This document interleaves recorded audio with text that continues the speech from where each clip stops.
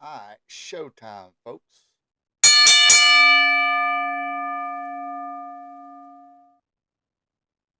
Everybody, get your daddy out of the field, get your mama out of the kitchen, you get your brother and sister out on the fields playing with the lambs and the sheep.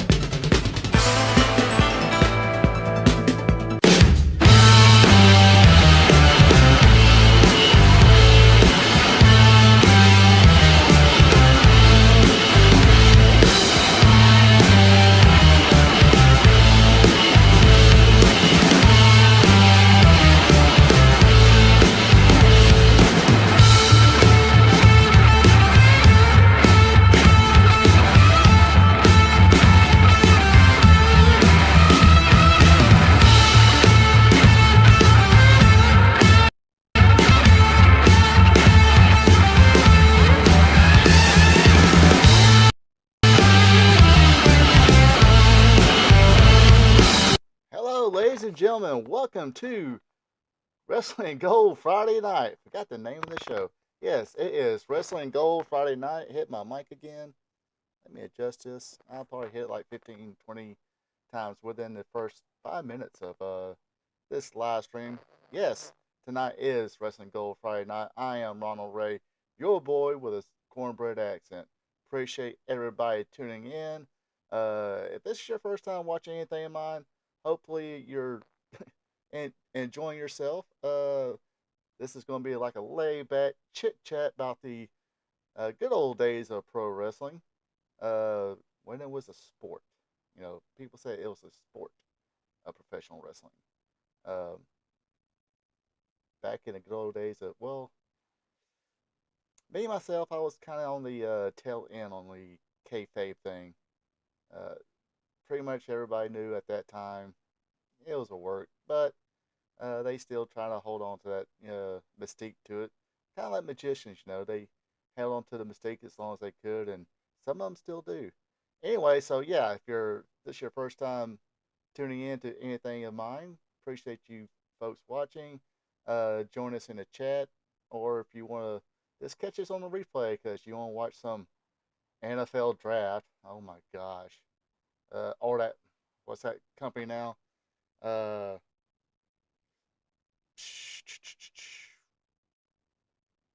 WWE SmackDown draft. Let's see. I already got a question here. Joe King still questioning the Portland. Uh, why not? Portland was a big time territory back in the day. Plus WWE don't own it, so I can show that shit. uh, at, Actually, just popped in my mind. On last week's Friday night or Wrestling Gold Friday night, just popped up to me. Hey, Portland, let's go to Portland. Um, it's like next week. Next week, I'm thinking about doing what was it called? Shoot, Southern Championship Wrestling from Georgia. That's it. I'm thinking about doing that next week on Wrestling Gold Friday night. Anyway, let's do the usual sales pitch. Hey, if you're enjoying this thing, hit the like button. Also, join us in the chat, or if you're watching the replay, leave a comment. And if you're not yet, be a sport and click on that subscribe button. It will be greatly appreciated. Uh, yeah, why not Portland? I never did watch Portland. Like I said last week, I never did watch Portland, except for match here and there from Pro Wrestling This Week with Gordon Soley and Joe Penasino. How bad could it be? I mean, they had a long history, and of course, this is the one I'm get from is 1987. Uh, Actually, right now is kind of uploading because uh, the video I'm using from had a lot of commercials, so I'm trying to. I edited. Hopefully, I did a good job editing out all the commercials, even though some of them was pretty interesting. Remember back in 1987, where you a microwave cost $200? I think you can get a brand new microwave for like $50 at Walmart now, can't you? I'm not sure, unless you get one of those big fancy hoity-toity, stainless steel, yada yada yada. Uh, Bluetooth, I probably whatever microwave. Uh, that might cost you, a couple of chimichangas, but the standard microwave was like $200 because I did like see one commercial. I was fast forwarding one of the commercials and trying to figure out where to cut it, and I seen something with $200. I'm like, wait a minute, what? And noticed it was a microwave for $200. But anyway, let's kick things off. Talk about what happened today in pro wrestling. Today being April 26th. But let's see what happened throughout the history on this day. First things first. Back in 1976, uh, Stan Hansen defeated Bruno Sammartino by referee stoppage in a WWF Championship match in Madison Square Garden. The match was stopped due to excess bleeding by Sammartino, but the title could only change hands via pinfall or submission, so he remained champion.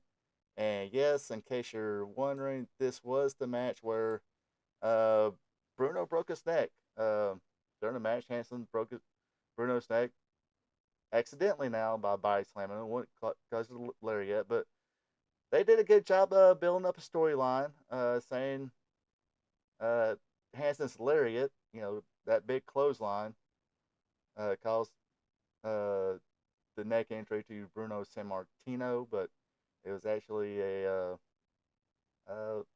guess you can call it.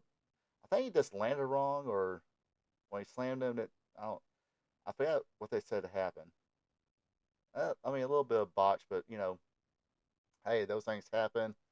Uh, Bruno came back, had the big payoff match, cage match, and of course he won that one. Stan Hansen went on to become a huge legend in the sport. Former AWA World Heavyweight Champion, champion in Japan, had a big career in Japan. United States champion in the NWA, Georgia champion, Georgia tag team champion, world tag team champion, both with Ole Anderson. They were a kick-ass team, literally kick-ass team. They kick your ass. Um, I think they any kind of little bit of selling the Road Warriors learn how to do. They learn from having to work with Stan Hansen and uh, Ole Anderson. Speaking of which, supposedly there was a story. Uh, Ole took over the book for WCW slash NW. I think Turner owned it for a while, but Lex Luger was world champion. Lex, I think, did something to piss Ole off, so he brought in Stan Hansen to work with Lex Luger. Uh, yeah, that didn't have to be fun. But anyway, let's move along here. There's many a great Stan Hansen stories in the world. Just don't know them all. This day in 1988, uh, the Midnight Express had their 345-day reign as NWA US Tag Team Champions come to an end thanks to the Fantastics. Uh, they defeated him on the worldwide taping in Chattanooga, Tennessee. Uh, Again, these two had great matches with each other. Unfortunately, the Fantastics always had to follow the rock and roll. Uh, Girls loved them, of course, but they just didn't have that same they were just a notch below the Rock and Roll. I mean, they did mechanics, but this did not. Ricky Morton just had that extra. Let's just say that. And that's not me talking. That's Bill Watts talking. That's anybody who's booked the Rock and Roll and had the Fantastics follow. They did good in Texas. Uh, Hello, Brenda Watson here. Uh, they did good in Texas, even though they were, Von Erichs was just another level as far as baby faces. And then they had a 6-man gold, of course, and kept feuding with the Freebirds. That was on another level. Uh, there's there's Von Erich. Oh, what the heck? Can y'all see that? There was Von Erichs and Freebirds than everybody else. Uh, but they were making money, drawing good money. Um, let's move along here. This date back in 1992, the first ever Eastern Championship Wrestling (ECW), which will grow up become Extreme Championship Wrestling (ECW). The first champion was Superfly Jimmy Snuka, but he only had a single day reign as he got pinned by Johnny Hotbody. Don't know what happened to Johnny Hotbody. I think he was like a mainstay in the Northeast. Didn't really do anything as far as down south here, or maybe I don't think out west. Don't really recall him in WCW or WWE or WWF. Excuse me. Um,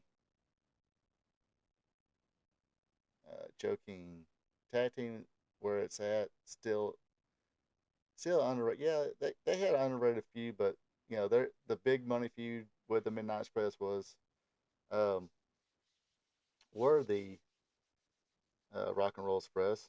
Express versus Express. But and like I said during the when we was watching the Memphis one, it seemed like it's always Jim Cornette against the Midnight Express. But like the first team he put together, kayfabe, was the Galaxians, who grew up to become the Nightmares, Ken Wayne and Danny Davis. Um, then the Midnight Express, then the Heavenly Bodies, then the Gangsters. Uh, Throughout history, they were kind of like nipped at the heels. But yeah, I don't know much about Johnny Hotbody's career, except for he was a mainstay up in the Northeast, ECW. Jimmy Snuka, of course. This is after his last run in the WWF, where he was known to Phenom, but now they had a new Phenom. Uh, this kid named The Undertaker came in, and he became a new Phenom. Um, that's what happened with that. Then, of course, not so good past, kind of creeped up on him. There was Dark Side of the Ring episodes about it. He went to court about it, but was deemed mentally unstable to stand trial. And going to, last week, this is this is my warning to people. If you're on rfvideo.com or find it somewhere, the Jimmy Snuka interview, highly recommend that you don't get that one. Don't even waste your time watching it. Good times, brother. Good times. I just did the whole interview for you. That's about all he says during the whole thing. Um, but anyway, let's move along here. Back in this day in 1994, a Monday Night Raw taping, the Head Shrinkers Fatu and Samu defeated the Quebecers Jacques and Pierre for the WWF Tag Team Championship. This will be the 15th uh, team that Captain Lou Albano would manage to the title. Of course, he was kind of the co-manager there with, I believe that's uh, the Wild Samoan, Sika or Alpha, the Wild Samoan. Um, Gosh, sorry, but yep, another Samoan badass tag team. Of course, Fatu grew up to become Rikishi, I think he did some time as the Sultan, managed by the Iron or Bob Backlund and the Iron Sheik. Yeah, the Iron Sheik helped bring him in. Uh, but took that goofy mask off and uh, put on a pair of thongs and gave everybody a stink face and pink eye. But that's what happened to Fatu. Uh, Speaking of underrated tag teams, that tag team right there really doesn't get mentioned enough. Uh, I remember them in. Well, I remember when they started in World Class. I had great matches with Michael Hayes and, believe it or not, Steve Cox. Steve Cox, kind of a mainstay during in that area. I think he was a rookie. Started out in UWF, disappeared for a while, then turned up in a World Class team with Michael Hayes. Then really didn't do nothing after that. But those matches were really good, brutal, hard. If you like that hard hitting, smash mouth, stiff matches, they had them with the Steiners. Um, they were pretty brutal with the Midnight Express. I think they worked the Road Warriors a couple times. Yeah, they had some matches with the Road Warriors, but at the time they were called the Samoan SWAT team and WCW, NWA. Uh, but then when they came to the WWF, they were called the S Stringers. But yeah, very underrated tag team here. Like I said, now Fatu is no more about you know no more as Rikishi, and of course he's known a whole lot more now, being the father of Jimmy and Jay Uso, his twin sons, and uh, they were definitely a good tag team too. Of course, their careers are still going. I'm pretty sure they'll tag again here in next year or two or something like that. They'll put them back together. They they love doing that stuff. Um, anyway, moving along here in 1995, a WWF Superstars taping. Sparkplug Bob Holly defeated Jeff Jarrett for the Intercontinental title, but referee didn't see that Jarrett's foot was on the rope, so the rematch actually took place at the taping, but it wasn't shown until like a week or two after. Um, yes, this is Double J J E double F J A double R E double T Jeff Jarrett. His first reign or first run in the WWF. He was the world's greatest wrestler, the world's greatest singer, uh, and of course, this get up he's using now is when he left Memphis. Uh, he was called the Fabulous One, Jeff Jarrett, because of course the Fabulous Ones was a tag team from years gone by, but they like, hey, they run Jack Fargo back, say, hey, we're gonna start calling you the Fabulous One, Jeff Jarrett, and that's why he got all these little stripes there. That's what started that get up there. Then he just sprung to the WWF, then went to WCW, came back to the WWF, changed gimmicks again, and went back to WCW during its dying days, TNA, and hey, WWE Hall of Famer. Uh, the rumor and innuendo, huge rumor or theory, you know, is that hey, he's restarted or relaunched Global Force Wrestling, so therefore, uh, certain Vince McMahon has got a lot of money and might become a financial backer or run this thing. But of course, that's a big theory. What do you call those? Uh, uh, ah, yeah, hypothetical rumor, innuendo. Uh, I can't think of the name of it. My mind's turning blank. I'm still not quite over yesterday, so bear with me, folks. But I'm a little bit. Obviously, hopefully, I do sound a little better today, uh, and all that good stuff. Anyway, another interesting thing about this TV taping. This kid here named Hunter Hearst Helmsley.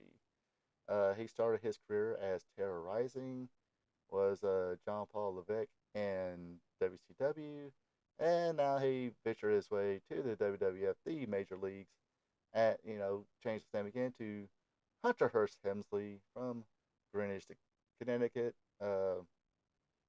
Yeah, had a feeling this kid is going to do some great things in his career, uh, and he did. Let's see, back on this date in 1998, the Unforgiven pay per view. We got to see the first match between uh, The Undertaker and his brother Kane, who was managed by Paul Bearer.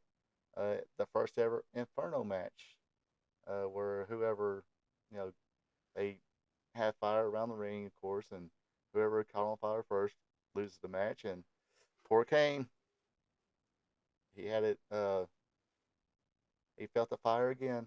It probably has some, uh, probably trigger some, you know, PTSD from the first time he was, caught on fire as a kid. Uh, Poor guy. Also, I think it's also the first title defense for the new at the time uh, WWF World Heavyweight Champion Stone Cold Steve Austin, and of course defending against Stu Love and successfully defended, of course. Let's see. Back in 1999, uh, during the first hour, Sting defeated Diamond Dallas Page for the WCW World Heavyweight Championship, but unfortunately, this is one of the dumb things I didn't like about WCW at the time. They would float. I mean, they play hot potato with that world title. I hate it when even when WWF did it. I didn't like it at the time, but this was kind of like, didn't really want to see this. So anyway, Steen defeated Diamond Dallas Page, who was a heel at the time. Uh, got his automatic rematch, but it was going to be a fatal four way with Steen, Diamond Dallas Page, Kevin Nash, and Bill Goldberg. But like I said, uh, Diamond Dallas Page won the title back. Also that night, Rey Mysterio defeated Psychosis for the Cruiserweight Championship. Don't have a picture of that. Sorry. I think this is the Unmasked era. Night or 2009. WWE Backlash took place at the Dunkin' Donuts Center in Providence, Rhode Island. Let's see what happened there. Uh, saw three brands change uh, titles same night. Uh, Christian beat Jack Swagger for the ECW Championship, not the real ECW. Uh, Randy Orton won the WWE Championship in a mixed tag team match. His partners were Cody Rhodes and Ted DiBiase Jr. and wound up beating Triple H, Batista, and Shane McMahon. So he won it, because the stipulation if he pinned whoever the champion was, uh, he would get the belt. And finally, Edge would defeat John Cena in a last man standing match for the WWE World Heavyweight Championship. Uh, yeah, I don't think I've ever seen this pay per view. To tell you the truth, I think what year was it again? 2009. Yeah, that was when the coin was, and my my pay per view spending habits were non-existing. Those funds were they had this disposable income for pay per views at the time. Let's just put it that way. And there was no network, so uh, that was that. Let's see. Oh, back on this date in 2010, we had the annual WWE Draft Lottery. Uh, Two things took place. Chris Jericho went from SmackDown to Raw. Also, Edge went from SmackDown to Raw. Let's see what else. back in this day. And 2015 was the Extreme Rules pay per view at the Allstate Arena in Chicago, Illinois. CM Punk re-debuted. No, I'm just kidding. Uh, Seth Rollins defeated Randy Orton in a steel cage match. Uh, Orton was banned from using RKO. Uh, so no title change there. But the only significant little title change was the New Day won their first WWE Tag Team Championship. They will hold many more. They defeated Tyson Kidd and Cesaro, or Claudio Castagnoli, as many of us know now. Another good tag. They were a good tag team. Tyson Kidd and Cesaro. Of course, I mean, what can you say about Cesaro? Another one of those guys that is just so freaking good. Um, yeah, nobody important. Um, but he's one of those, man. I think I was talking about this the other day. It's like, if Cesaro could talk and give promos, uh, and Chris promos, dude would be world champion, whether it be WWE or AEW, wherever. I mean, okay, yeah, yeah. Oh, he was Ring of Honor world champion. Oh, sorry, I guess I for not use gestures. Uh, but some sad news, as far as this date in wrestling history. Uh, Back in this day in 2014. Of course, I tried to say the sad part for last. The wrestling world lost Lee Marshall. Died after battle with esophageal cancer. Can't read my own handwriting. At the age of 64. I first heard him in AWA. And I know he did some WWF stuff. Was in the Los Angeles portion, I believe, WrestleMania 2.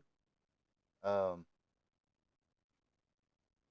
if I'm not sure, hey, feel free to go back and watch my Classic Wrestling Reminiscing WrestleMania 2 video. I think I do talk about it there.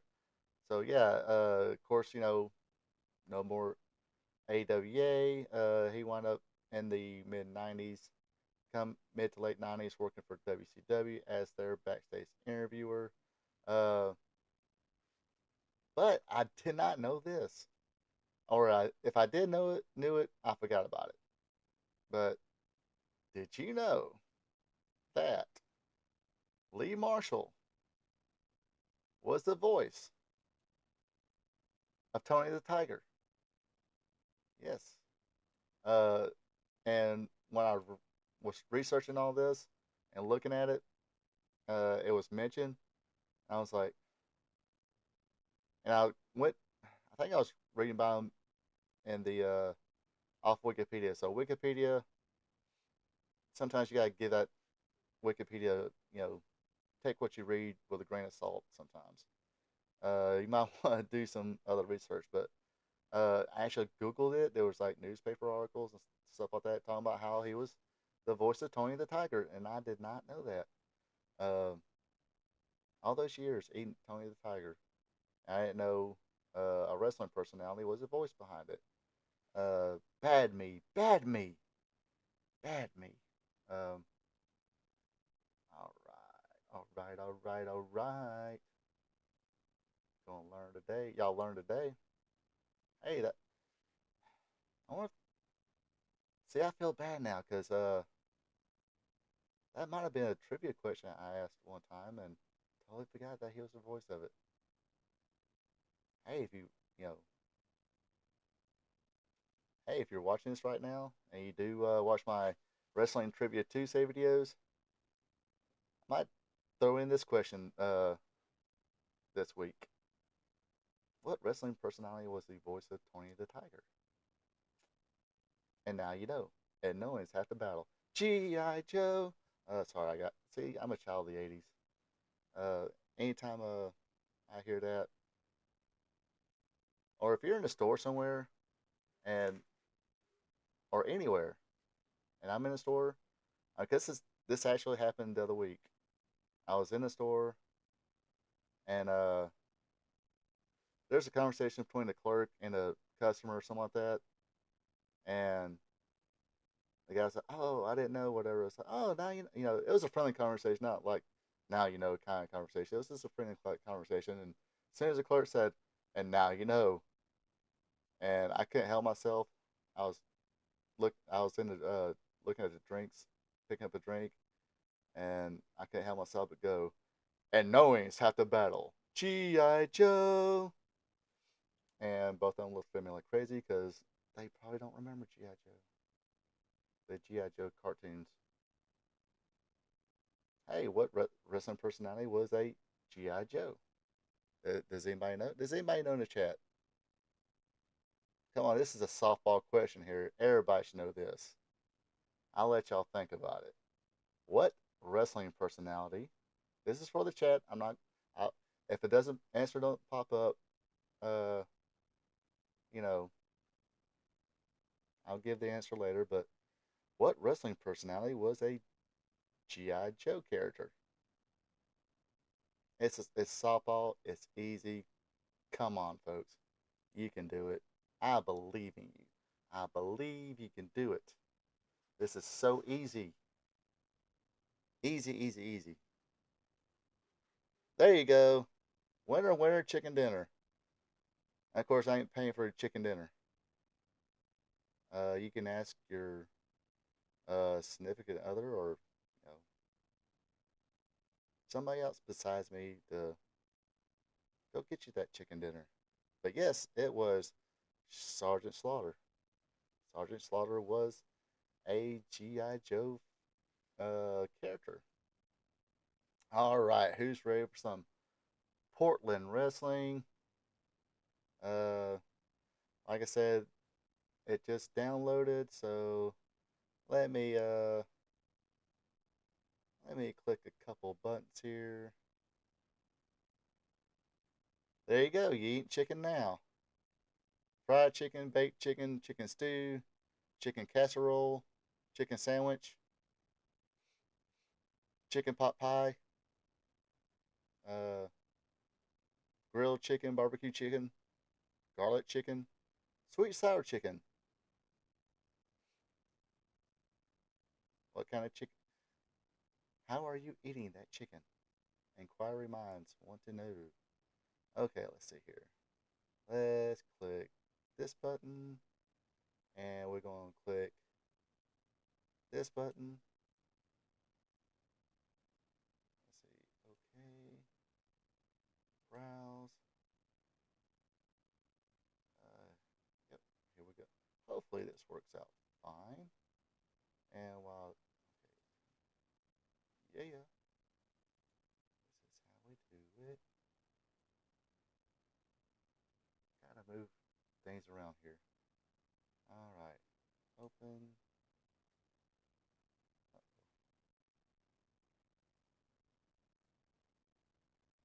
Okay. Pause it. Let me pause for a second. Again, let me do uh, this crack team of my producer uh, editing and putting everything together. Let me straighten my head up. My tribute to the head shrinkers. I'm shrinking myself up. Tenders and wings. Oh, please tell me it's not from oh,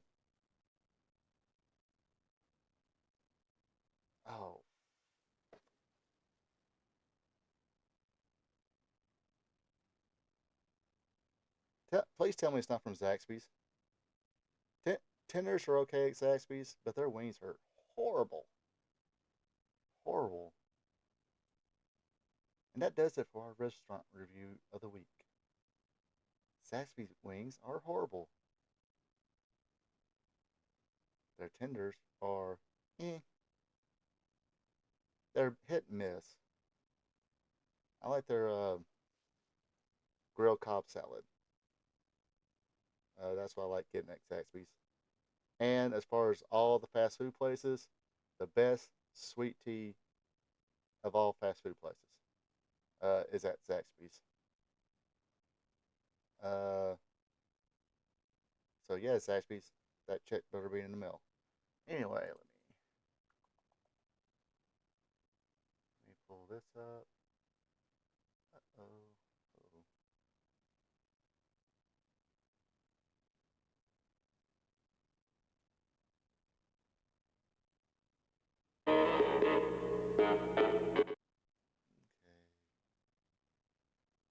Let me cut this media source down.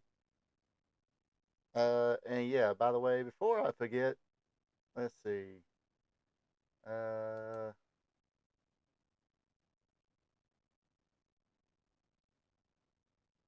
if you want to, watch this yourself, I will share the link.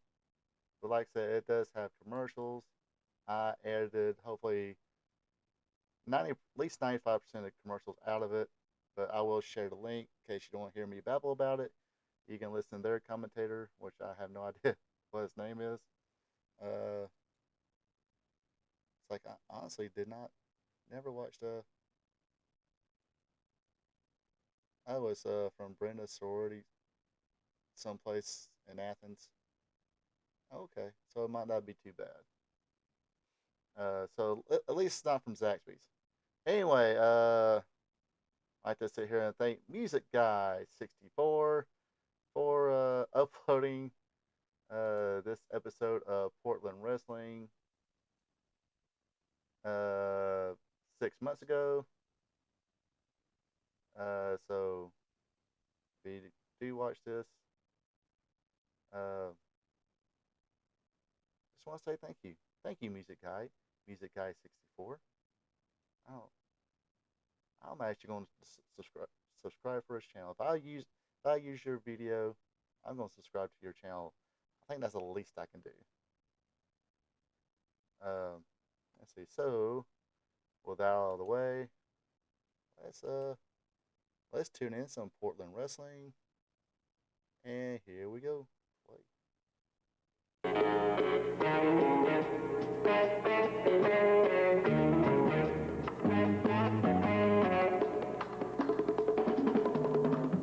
Portland Wrestling, the very best in professional wrestling.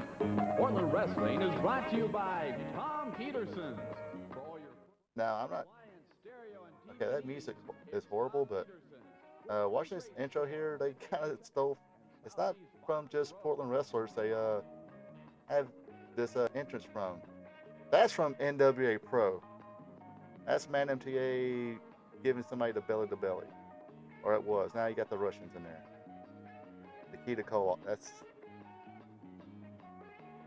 think it's Nikita Koloff. But anyway, yes. So some of that footage was not Portland wrestling. Hello, everybody. I'm Don Cost, your host for Portland Wrestling. Tonight, from the Portland Sports Arena, we've got a double. In case y'all didn't know, this is pre-recorded. Whether you're going to see that or not, Me, remains to be seen. I'm live in front of a studio We audience. also have the return of. We also have a TV title match on the line. We'll get that started right away. Can you believe that, huh?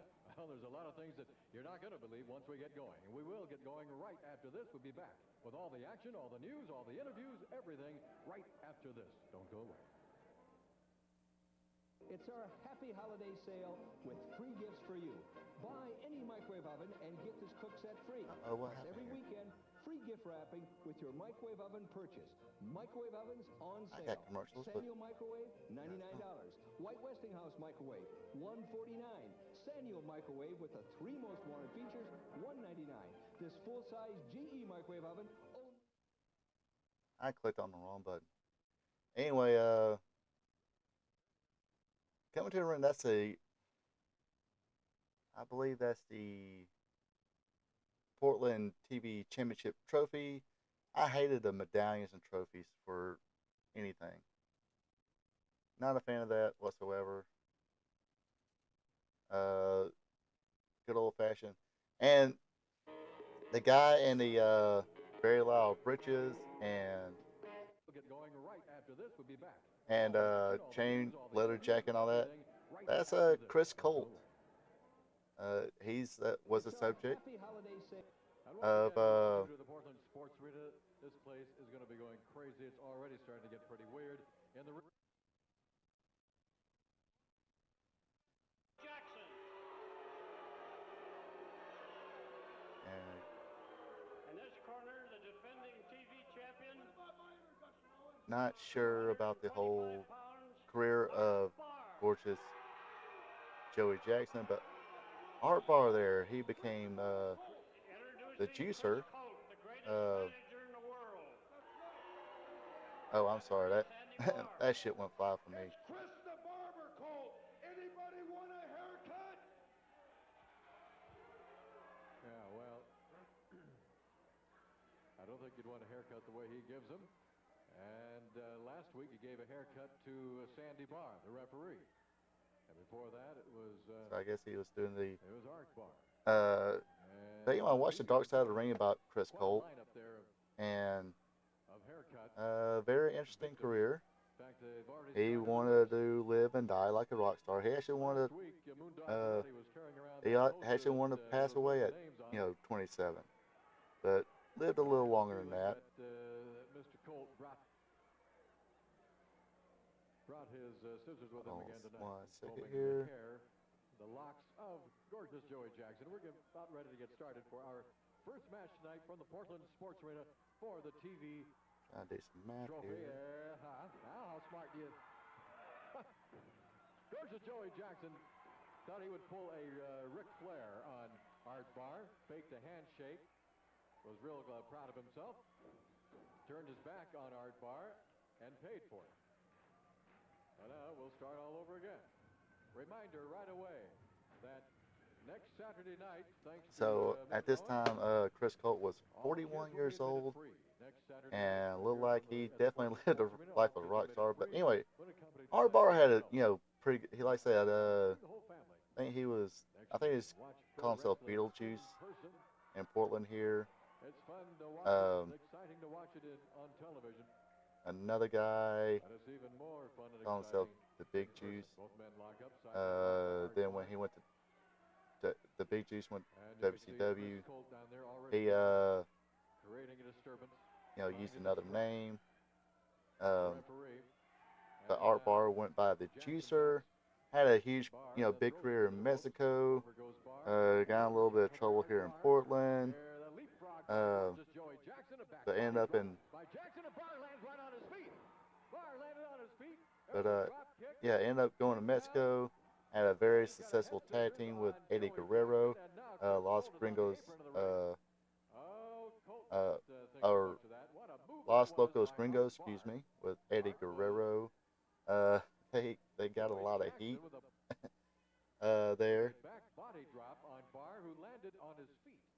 How many times have we talked Hello, about this before? Karen The Poole. speed, the That's athletic fine. agility, I know you're one of these people ability watching of some Art Barr. NFL Out by an foosball draft. Joey Jackson. Foosball is No the offense devil. whatsoever, as he finds himself right back Um, down in the grasp of Art Mama Barr. said foosball is the devil. Art Barr. And But yeah, also Art Barr was the gives up size, gives up bulk, originator of the a lot of Frog weight Splash. to his And of opponent. course, Eddie Guerrero wound up making There's it no famous, way and his opponent can match a lot of people use that move. of Art Barr. Rob Van Dam's is probably, As you saw just a little bit ago. I'd say, the second prettiest one. He just got that. Montez Ford does pretty good too. The Sports Arena. Lots of folks here tonight. But obviously, if you've ever seen Art Barr do his version of the Frog Splash, you definitely tell how they got the name Frog Splash. Dude look like a, absolutely look like a frog folding up and delivering the splash. Jackson thought he was going to be able to get Barr off his neck. But Barr just climbed those ropes in that turnbuckle, used that top rope. So trying to figure out. We've seen him just literally walk across those ropes, fly across the ring. Very exciting wrestler, Art Barr. Now there's Chris Colt smoking on that stogie, distracting the referee over on the other side of the ring, yelling at Sandy Barr and Art Barr. But yeah, Art Barr wound up passing away in 1994. Um, As the smoke from Chris Colt's cigar just trickles supposedly, the you ring know, now. they call it heart failure, but he did He's have gone his for his demons match as start. well. This for the TV title. Uh, Beautiful whip and a rope alcohol, goes Art drugs, Barr. Down goes all Joey that good Jackson. stuff. And, oh, man, he caught Art Barr and just dropped him. Throat first right on that top rope. Just dropped him, and that is extremely dangerous move. And now what's Chris Colt doing? He's going to choke him some more. Colt uses that rhinestone belt of his and wraps it around the throat of Art Barr. And now Barr being choked again on that top rope. And whiplash back. An extremely dangerous move when Anyway, yeah, wrestler drops another one. trying to do some research. His tag team partner was called Big Juice, and actually went by J.W. Storm in WCW. Art Barr's partner at the time. He didn't last long in WCW either. Had a good look to him, but I guess for whatever reason, it just didn't happen for him either. That can cause permanent damage. I'm sorry, I don't think I can deal with that. Somebody blowing cigarette smoke in my face. That's a personal thing with me. No, no. Is obsessed Uh, with getting any title, I'd have to say, hey, that he possibly can, and his directive leave to that the cigarette, mafia or at least leave your cigarette smoking, blowing smoke in people's face away from me. assignment has been laid tonight on the head of Joey Jackson. But yeah, Chris Colt, interesting person. Pretty good position right now to get that trophy. Was really laying you know some hurts on Art Barr. big in the Now the crowd really you know behind Barr, and Barr elbows and rock music and stuff like that. on the back of his neck. Supposedly, he's sort of getting credit. He's going to be known now as one of the people, if not the first people who came out to rock music at the time. Rock music, not music altogether. That was Gorgeous George, I believe, as he came out to Pomp and Circumstance. But yeah, Working as a team, really. In fact, homosexual guy. Actually, when him and his tag team partner, or when his partner quit wrestling, he pretty much dressed up as Alice Cooper and called himself the Chris Colt Experience. Came out to, welcome to my nightmare. Uh-oh, there's Art Barr doing a hook up. He's arting up. Not hulking up because he's not the Hulk. Okay, I won't say that's not the prettiest drop kick. There's a body slam by Art Barr. We're down to 3 minutes to go in our first match. But definitely an athletic guy here, showing it off. Barr again off those ropes. A shoulder tackle by Art Barr. Down goes Jackson. And this time it's Art Barr. He went outside, landed on the chair. He landed on Chris Colt's chair. And then he landed face first on the hard, cold concrete floor. And now Chris Colt talking to Joey Jackson, who is bleeding. His mouth is bleeding, Jackson is. But Art Barr is going to be very lucky if something,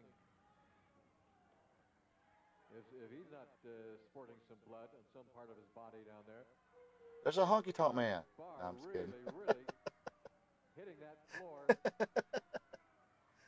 Sorry, that guy literally looked like a honky tonk man sitting in the front row. Oh, what? He's going to flip? Nope, didn't flip over. Nope, he's going to raise the arm. Smart move there. Wait a minute, Barr got his shoulder up. Besides, Joey Jackson had a hold of No, you didn't win. Both your shoulders down. The referee didn't see that, but I thought for sure that Art Barr definitely had his shoulder up. He did. He did. The decision has been reversed. And it wasn't reversed. It was original decision. Champion of our TV title is Art Barr. One of the popular finishes back in the day. Both men's shoulders are down. One owner raised their shoulder. Mass confusion. Sometimes the benefit of the babyface. Sometimes the benefit of the heel. The heel will actually raise their shoulder up. And That will definitely not please the crowd one friggin' bit. Estacada at the high school in Estacada. And of course, this is KPT, Milwaukee at the high school. Channel 12 in Thursday Portland. the 17th in Salem at the Armory starting at 8 o'clock. Friday the 18th of December in Eugene at the Lane County Fairgrounds starting at 8. The Battle I of see the the Giants, in fact, in Eugene. Saturday the 19th, of course, right back here at the Portland Sports Arena. the All graphics kids admitted free specialist here at the was arena off this next week Saturday in night. Portland. Friday, on Christmas Day, December the 25th in Eugene. So they had to do with a the big Christmas special. stencil thing, We'll be telling or you more about whatever those things We'll called. be right back with more right after this time out. And we're back, ladies and gentlemen. Important information on our pro Hey, so wrestling far I think calendar I for the did coming pretty week good of cutting December commercials 13th out. through the 19th. A lot of things to tell you, so listen up. Starting tomorrow, we're going to be in Findlay at Riverview High School, 7 o'clock. Yes, the graphics guy, Monday, the 14th. the graphics personnel. Shut up for a minute. Hold on. Let's listen to the leader of the mafia. You people in the Pacific Northwest knows what's in here. I had a call from a mafioso friend of mine in Chicago. On December 26th, right here is extravaganza here in Portland. Brother, my bodyguard, my number one hitman, the Avalanche, is going against you, Mike Miller. And it's the match that I like, but I don't like. I don't like the fact that I'm going to be in a cage because I'm no animal. But I have a lot of confidence in the Avalanche. Miller, after you get beat, I'm going to come out of that cage with my Chris Colt cream. I'm going to put it on your hair. Okay. And I'm going to make you bald-headed. Just like the He did the mafia leader hair Chris cream Colt gimmick. told you I'll do. I'll Uh, humiliate you. You're over the hill. You're It'd have been funnier if he said, "Hey, I called my brothers in Atlanta, Georgia, Bass Street, Atlanta, Georgia. They gave me some of this, hair removal cream here, because it was it was a Freebird hair cream before it was anybody else's hair cream, I believe. That was what started the JYD Freebird feud. Well, I probably didn't start it, but that feud got white hot after that. That's our pro wrestling calendar for the coming week. I don't know. He interrupted this whole thing, so we're gonna have to get through this thing. Monday the 14th, Yakima, J.M. Perry Tech. Tuesday the 15th, Estacada at the high school, a bull rope match in Estacada. Wednesday the 16th in Milwaukee at the high school. Thursday the 17th in Salem at the Armory. Friday the 18th in Eugene at the Lane County Fairgrounds, a battle of the Giants. So yes, this is the territory in '87, and that's part, you had it right there: Sunday, Monday, Tuesday, Wednesday, Thursday, Friday, and Saturday nights. And they worked Christmas Eve and Christmas Day back in the day. Yeah. Don't think they do that. I don't even think the big leagues do that anymore now. I don't think any wrestling promotion works 7 days a week anymore. Christmas, I don't think so. I think they do take Christmas and Thanksgiving off too. We are back, and so is Matt Bourne. Matt Bourne will be making his way through the crowd. You know, there's an expression, are you for real or are you blowing smoke? Well, Chris Colt is blowing smoke, and I apologize for his interruption of our... And there he is, Maniac Matt Bourne. We're trying to give you all the information With of the John, towns. We'll try to looks like the honky tonk man is walking in the ringside. I guess he's playing security. Here's Matt Bourne being escorted to the ring by his father, Tony Bourne. Oh, there's a legend right there, folks. I'm the only manager in the Pacific Northwest. Get Tony Bourne out of here. He's not a licensed manager, Donald. Ladies and gentlemen, the next event will be one fall to a TV time limit. Introducing in this corner, 425 pounds from Nebraska, the Avalanche. And wow, look like WCW picked up a lot of people from Portland. If I ain't mistaken, that's a PN News, ain't it? Chat me up on that. Is that actually PN News? Yep, Maniac Matt Bourne, babyface here in Portland, of course. This is after his World Class run where he was tag team champion with Mad Dog Buzz Sawyer. Another good tag team. I mean, it was two guys kind of thrown together, but they were actually pretty good together. Bud Sawyer and Hey, his old man's Matt looking Bourne. good too. Tough Tony Bourne leaving the ring right now. I think Matt's going to need his dad, Tough Tony, at ringside, as long as Chris Colt's going to be at ringside for Avalanche. This, ladies and gentlemen, is going to be, well, some kind of a match. This I'm would be a trying not main to say event it, folks. anywhere in the world. If And we got it right here at the Portland Sports if you Arena, watch and you're seeing it WCW at the on time and television. know who PN News is, Oh, baby. I'm trying not to say This it. is going to be something. Sandy Barr, You know I'm of course, gonna say the it. referee. I have just been handed a note from Barry Owen that says next Saturday night, not only will the kids get in free, but these matches have already been signed. Listen to this. For next Saturday night, Rip Oliver is going to fight the American Ninja. Next Saturday night, the Avalanche is going to fight the Assassin. I wonder if Avalanche knows that. It's going to be Avalanche and Assassin, Rip Oliver against the American Ninja next Saturday night right here at the Portland Sports Arena. You'd better make those plans. Yeah, it looks like Matt Bourne. He's giving up a lot of size and weight here. 289-4222. That's the number to call to reserve your tickets to next Saturday night's matches. In fact, you can pick up your tickets tomorrow if you want. Sandy Barr's Flea Market right out here at the Portland Sports Arena, or right across the parking lot at his building over there. Whatever you do, whether you get your tickets in person tomorrow or whether you call in and reserve them, the Avalanche. be here next Saturday night. Forearm smash by Avalanche. Using that weight advantage. Oh, man, the whole ring move. There goes Avalanche. Oh, man, he just powered into Matt Bourne. He drove that big knee of his.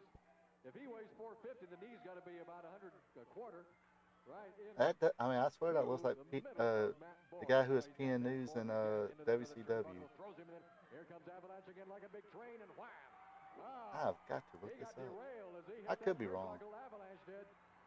Here comes Matt Bourne, a hard smash across the chest, another hard smash. Avalanche is reeling. He's rocking and reeling, and a clothesline takes him down. And Matt Bourne is rolling. Yep, that's him. Let's see. From the ringside. After debuting in 1987, a 2-year run and Don Owen owned Portland territory as the Avalanche. Then after this, he went to Europe, then WCW. In typical Matt Bourne style, and lays Avalanche out with a hard clothesline, and then Avalanche Then he wound up. rolled out of the ring. When Avalanche He actually wound up as one of the Baldies in ECW. Moves. I mean, you can see it. The ring kind of rocks and rolls. There's not a whole lot that Chris Colt is going to. Oh no, that's going to be tough to do, Matt. Nobody's been able to pick Avalanche up yet. Matt Bourne, no exception, and he takes a body slam for it. Chris Colt at ringside in Avalanche's corner. But yes, that is the legendary PN News. So. I have a feeling that Tony is going to Yo baby, yo baby, yo, yo baby, yo baby. Won't get away with all this stuff that he usually does during these matches, as you saw during the last match, with all that distraction and all the interference that he really does during a match. Avalanche. So yeah, so there's 3 people actually. Well, I guess you can count 4. Also, Matt Bourne. Matt Bourne did a little time in WCW as Big Josh. I mean, when you seen that, it was like, why are they calling him Big Josh? He's freaking Matt Bourne. Everybody knows he's Matt freaking Bourne. I mean, least you can do put some makeup on him and call him a clown. Oh wait a minute, somebody did that after he was in WCW. Actually, the Doink character, Doink the Clown character was pretty good. He did pretty good at that. Bourne trying to force his way out of the grasp of the Avalanche. Boy, that did it. A left-handed shot right in the face by Matt Bourne. But yeah, it was spent a lot of time in and World Class. Then when World Class went to change to USWA, he stuck around. Again, the entire ring moved. And now Avalanche working on Bourne with the knees.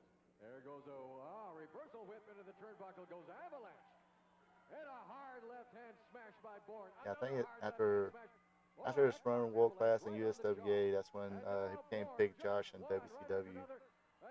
Underneath the ear, and there's Chris Colt, and he's got a hold of Matt Bourne. Here comes Tony Bourne. And I don't think you'd want to stick around and let Tony Bourne catch up with you. He may have a few years on Chris Colt, but I think now, see, Tony Bourne reaches in and grabs Avalanche. And fight fire with fire.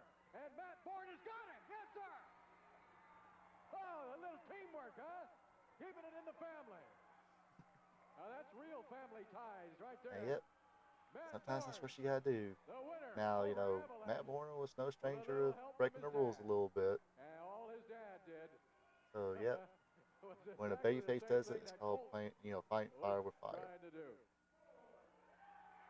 Oh, baby. And PN News and Chris Colt. And we will be back. Chris Colt,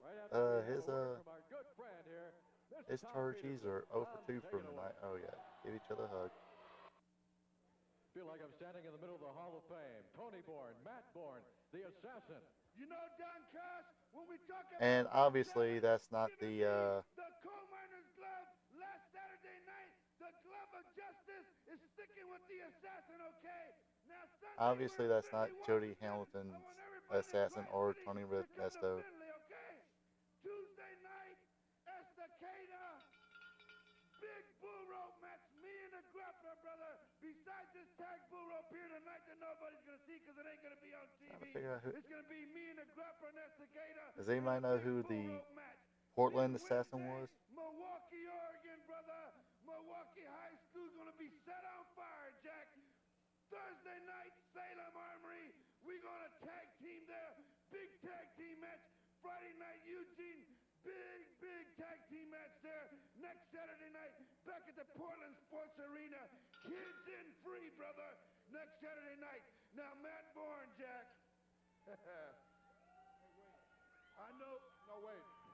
I know what you're gonna say, but before you do, I have felt a lot of emotions tonight towards Matt Bourne, and that's with good reason. You see, I'm not getting any younger, and I realized that all the things I was doing for the wrong reason, and I was using wrong means. Now, you can take it for what it's worth, but I realize now Oregon is my home, and all the people that have watched me grow in this profession are out there, and you've seen me do good things and you just see me do bad things. And believe me, I am not proud of all the things I've done. Sometimes I got up in the morning and looked myself in the mirror. I didn't like myself. But Matt Bourne is changing. Matt Bourne is doing it for you people. Matt Bourne is doing it for himself. And next Saturday night, I got the match. I just beat that man out there, that 400-plus pound man, and I got the match. Next Saturday night, for the Northwest Heavyweight Championship, it's you, the grappler, the champion, against me, the maniac, Matt Bourne. Your butt's mine. Hey, Matt Bourne. So I can count on you on Thursday night in Salem and Friday night in Eugene. So that was to be my partner against Rip the Crippler Oliver and the grappler. All right, Jack. That's Fidel Sierra, who will call himself the Cuban assassin without the mask. So But Wednesday night in particular, a big card at Milwaukee High School to raise money for the baseball team out there.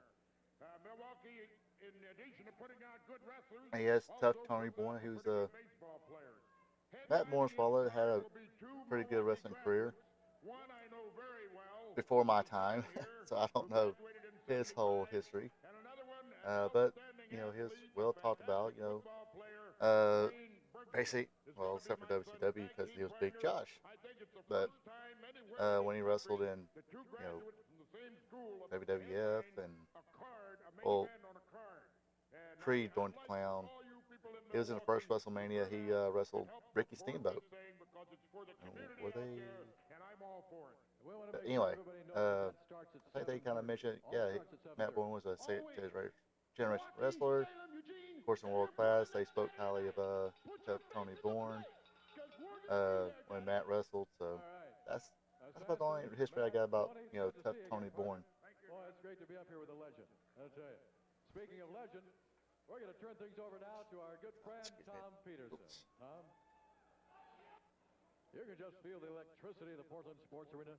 The return of Matt Bourne. You will see Matt Bourne here next Saturday night. in person, Sit your in asses action. down, And kids. what action? He's got the grappler. The grappler next Saturday night here at the Portland Sports Arena in a title match. Now, according to Matt Bourne, that has been signed. It has been agreed to, possibly not by the grappler, but that one. That is Coco Samoa, I believe. We've got He wrestled in Memphis as Sabu. Wait for, you know, the Sabu, Terry Bronk. All the children in the vicinity can come in and see the wrestling bouts absolutely free of charge. So kids get up a party and come down and see a big card, one of the best in the country. The next event will be one fall. Introducing in this corner, 236 pounds from the South Pacific, Coco Samoa. His opponent in this corner, 242 pounds from Texas, Scott Peterson. This should be a good match. Should be a good, clean match anyway. And that doesn't mean it won't be exciting when you've got Coco Samoa in the ring and Scott Peterson in the ring. It's going to be exciting. Referee Sandy Barr in there. Next Saturday night, we're talking about Rip Oliver, and he's just coming into the crow's nest right now. Rip Oliver has got the American Ninja. Avalanche has got the Assassin. And Matt Bourne has got the Grappler. Rip Oliver, we're just talking about next Saturday night.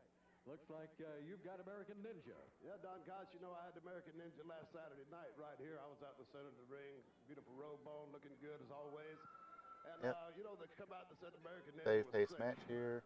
So what they do, they sent me Mike Miller And out Jeff there. Peterson, he was, The American Ninja I helped do me know he was a member, original member of the Southern Rockers with Steve Dahl. Like I said, I come Then, and start can't remember what happened to him, but Assassin, American Steve Ninja, Dahl got, or and now Matt Jeff Bourne's Peterson got replaced. Oh, It's cleaning up little with what sneaky offers schoolboy here. roll there. Next Saturday night, American Ninja. That, come on. I've seen fear Come on, in your brother. eyes, boy, when you seen me Can I in get the a win ring here, brother? before. I can see the fear in your eyes. Anyway, yeah, Here, Jeff Christopher Peterson got Oliver. replaced with And that Brett proved it last King, Saturday night right here. and that was the longest tenure of the Steve Dahl and Rich King. Pretty much was glued to the hip. They teamed throughout their career, rest of the way through their career. As the Southern Rockers, and when they went to WWF, they were called Timothy Well and Stephen Dunn. Well done. What a great, you know, idea for a tag team there. Call them well done. Put them in bow ties. But yeah, I mean, I guess at that time they were well done. I guess the whole definitely going to be called the Southern Rockers, and of course the Rockers in WWF were Shawn Michaels and Marty Jannetty. And by the time they got to WWF, there's no more Rockers. So I guess they said, hey, we're just going to call you Timothy Well and Steve Dunn. Well done. Versus Assassin and Matt Bourne. Well, that's all going to come down Friday night in Eugene, Thursday. We're going to be all over this week. All these towns, Estacada, Milwaukee. But yes, of course, you know, in case you're wondering, yeah, you can't tell by the bandanas and everything. They were kind of being the Portland wrestling version of the Midnight Rockers and the Rock and Roll Express, whatnot. But Red King Steve Dahl was a pretty good tag team too. Again, underrated. Maybe I won't say underrated. I mean, they were pretty good. Well, I think what everybody is really curious about, Rip, is are you going to be doing this by yourself, or are you once again going to be calling in the Grappler or the Yes, they Avalanche? keeping it to the mat. I was the leader of the clan out here for years. And I went on to I'm an independent wrestler now. I don't need no clan. All I am is out as a hit man. I'm a cleanup man. They call me cleanup man all over the world now. Japan, Puerto Rico, all over the United States. Everywhere I go, they put against top opponents. That's the reason why I'm back here, because Matt Bourne's back, Assassin's back. You got all these guys out here coming in, and I know just what the Grappler's going through with all these people coming in, because he is a champion. You know, you got Chris Cope with his mafia. You know, he's got the haircut. You got everything's going on right here in the Northwest. I don't have to search all over the world to find it. I got the top competition right out here in the middle of this ring, just as well as at Madison Square Gardens back in New York. I don't have to go there to get it. I Foot got Locker it right there. here. You're supposed to, Anywhere they want the cleanup, dude, man, they call the you're Cripper. supposed to break And the hole. baby, the Cripper does what he does best. Damn That's it, why I I live had the my way hand I on do. the That's ropes. why I make the money I do, because Now what I the do hell are you what I doing say to I'm me? gonna do. And Brian Adams, next Saturday night, brother, you're gonna have a short career here in the Northwest. I'm gonna cripple you up. As we're talking about a lot of things happening next week and next Saturday night, but we got to get by tonight first. And tonight, you've got one of the most important matches of your career. We got this bull rope match. You and Grappler teaming up. You're right, 100%. You got to go take one step at a Now time. that's one of the things that always confused me while I watch wrestling. Still to this day, excuse me. What would cause somebody, if you're tied up that way in a surfboard or this move right here, and somebody smacks your side, it gives you does it automatically give you the reflex to throw your hands behind you like this? That way your opponent can grab your arms. We were talking a little earlier about the in the future, the things that are going to be happening, especially on Christmas Day and the day after Christmas. Seems that always have like a nervous reflex, you know. Everybody will always throw their arms back to get. That way their opponents can grab their arms and pull them back. You know, this stipulation, I said I wanted a match against Assassin in a cage, and I would take his mask off in Eugene on Christmas Day. That's going to be the Christmas present for Rip Oliver. And then they turn right around, they come up here on TV and tell everybody that my hair is on the line. Well, I said a long time ago, and you heard me say it standing right up here, that I'd never put my hair on the line. Yeah, like I said, again. Coco Samoa, he wrestled in Florida a lot as well. Sometimes as enhancement talent. But yeah, would actually wrestle in Memphis as Sabu, the Wild Man, Sabu. But obviously, not the same Sabu that we all know of. But well, that remains to be seen, and they'll see it on Christmas Day. We're going to have a Major League extravaganza on Christmas Day in Eugene. We're going to follow that with a big spectacular here at the Sports Arena on the 26th. It is right here on the 26th, big after Christmas show. It's all over the Northwest. It's all, you know, wrestling right now is at its peak for all the wrestling fans watching all over the world.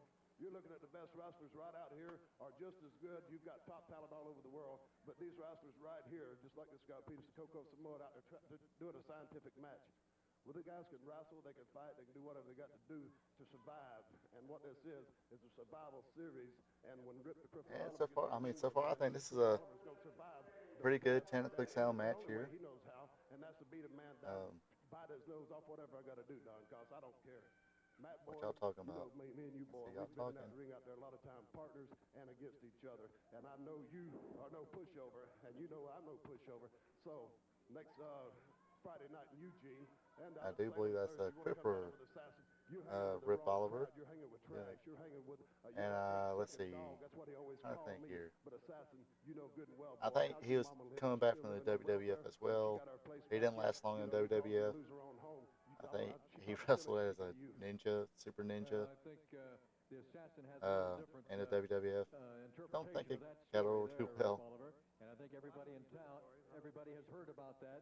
And the thing is that this entire Northwest right now is exploding. Every match you see out here is a main event. It can be a main event anywhere. Like you said, Madison Square Garden, anywhere in the world. And yes, this is 1987. Molds are in, party in the front, or business in the front, party in the back.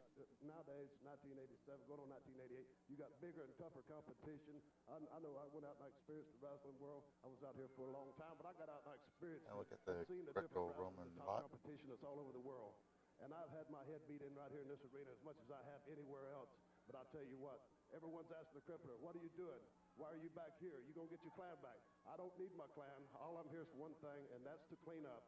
And as far as Assassin, Matt Bourne, Brian Adams, American Ninja, stuff like this is what Rip the Cleanup Man's all about. That's coming back in, and that's why I wear the crippler across the back of my tights.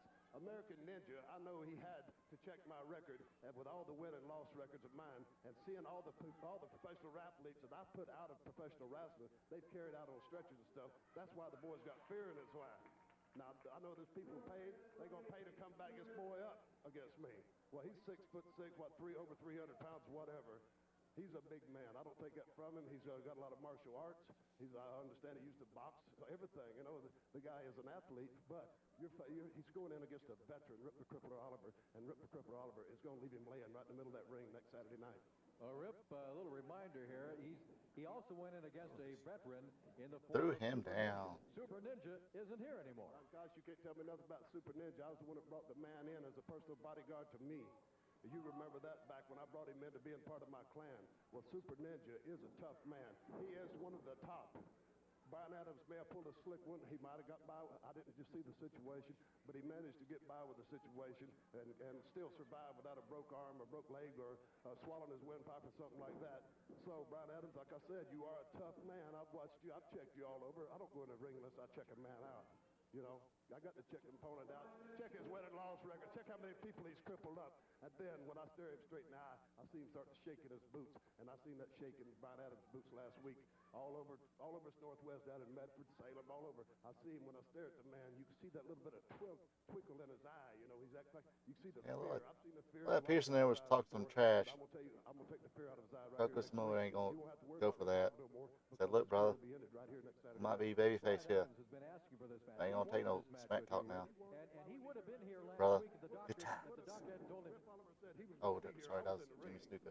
I ain't never let no fever stop me from getting in the ring. I never let no broke ribs stop me from getting in the ring. And that damn sure is one thing for Rip Oliver can say.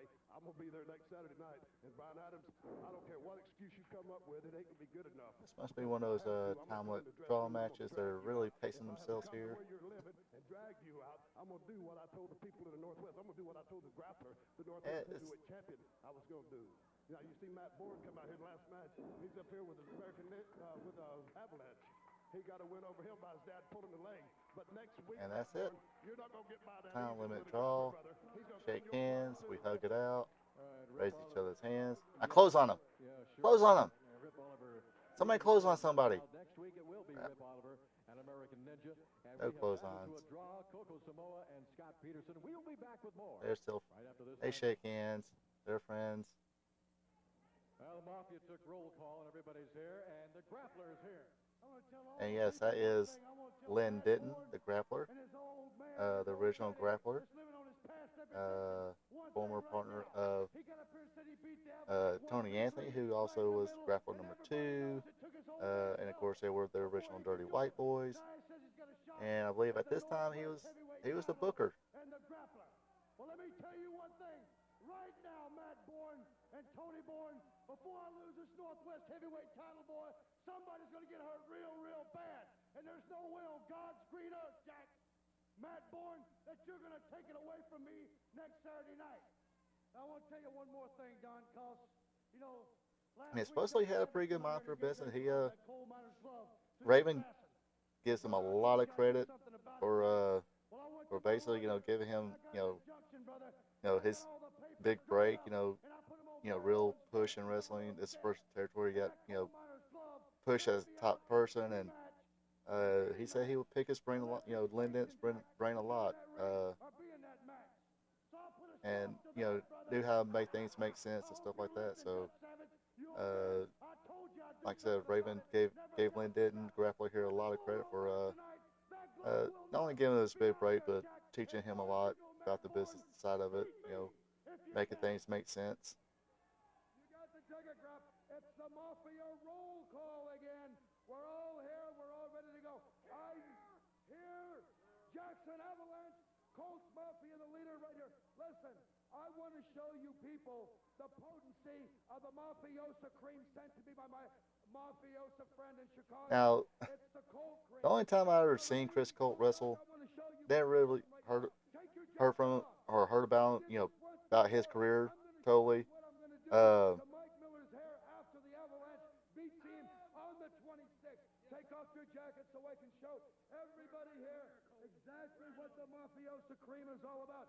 This is the potency of it. It only takes about But 5 anyway, seconds to show you people. the only time I seen Chris Colt was in Continental, and he wrestled as Chris Von Colt, a German, um, or a Nazi, or German Nazi. Let's get a closer. Can you see that? But It took every bit of hair on his obviously he had a You're going to see Mike Miller without any hair. kind of a long career.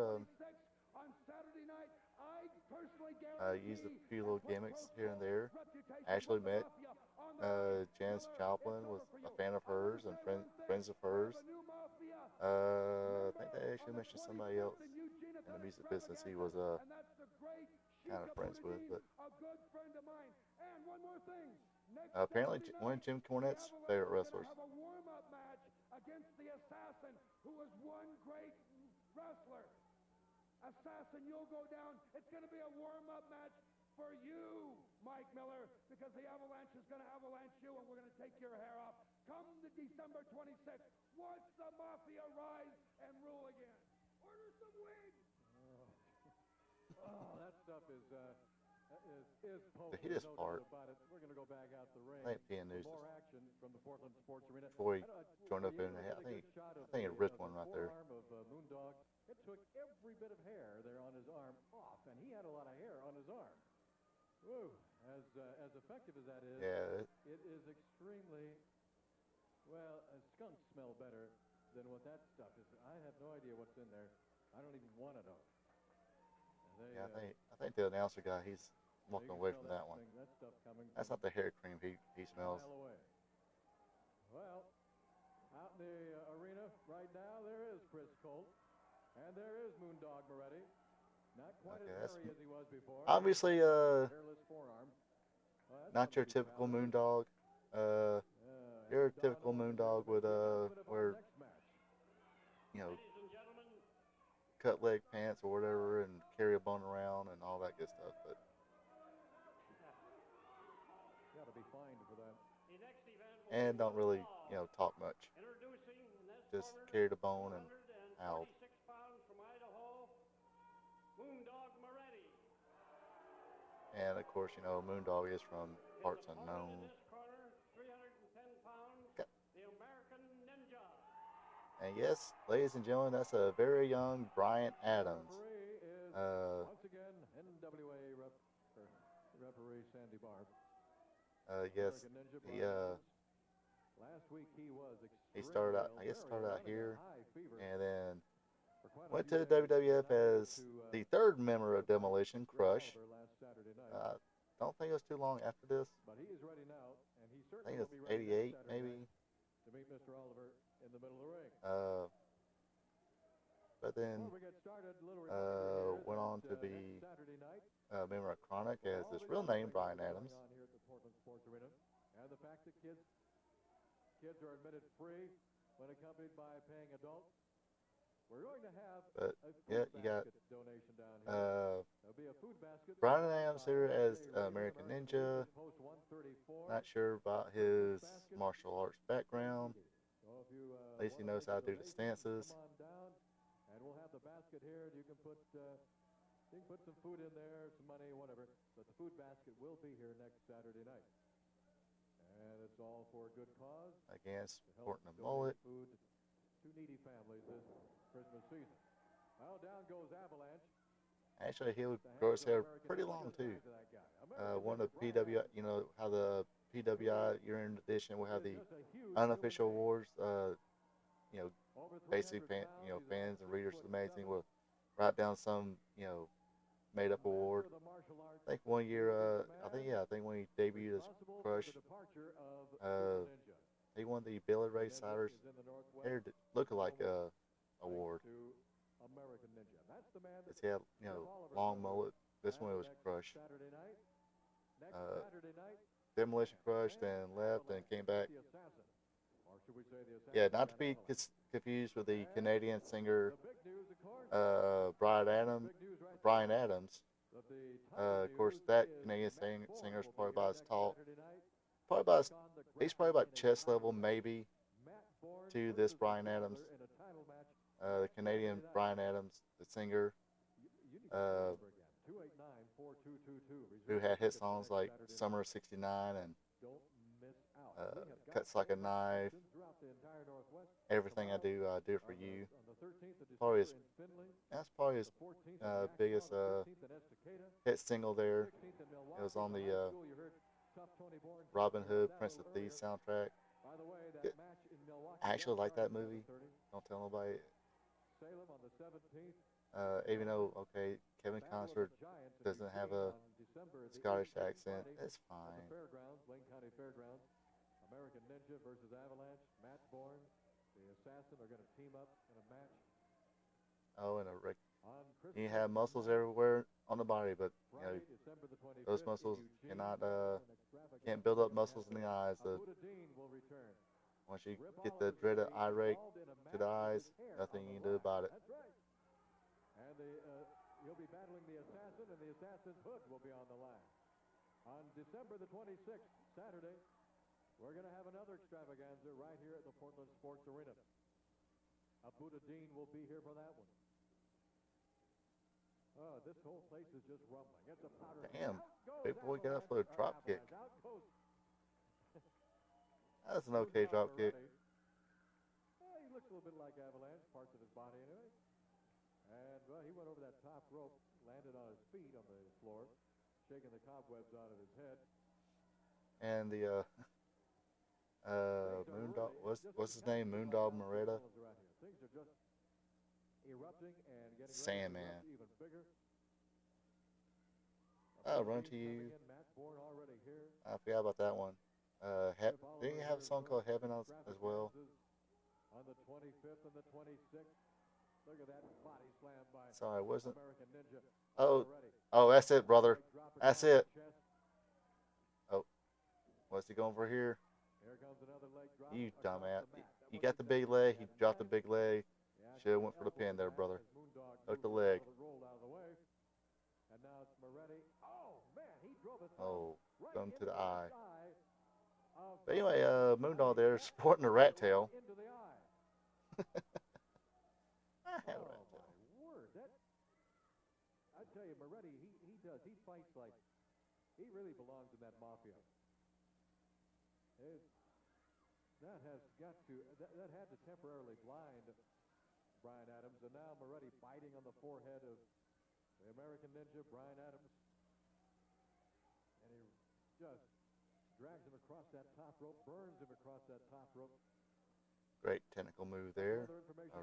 Using the ropes to rake the eyes. On Saturday, January the 2nd. Fix the big boy up. After New Year's, of course, so don't miss that big card. Now, here's another thing, too. We really need to remind you. Actually, this Moondog Moretta, whatever his name is, he talked about Chris Colt in the Chris Colt Dark Side of the Ring. Has anybody been watching Dark Side of the Ring? With let's see, I watched the one with Bagwell, Chris Adams, which there's been plenty of talk and documentaries on Chris Adams. So nothing was really revealing. Oh, wasted too much time there. Oh. Mule kick, elbow drop, hooks the leg. He got it. See, that should be a tip to all young wrestlers out there. Should always hook the leg, brother. And here comes Cripple Rip Oliver, the grappler. The classic, loading up the boot. And gave him a kick to the chest. The loaded boot. Oh, now we got the assassin there with a cowbell.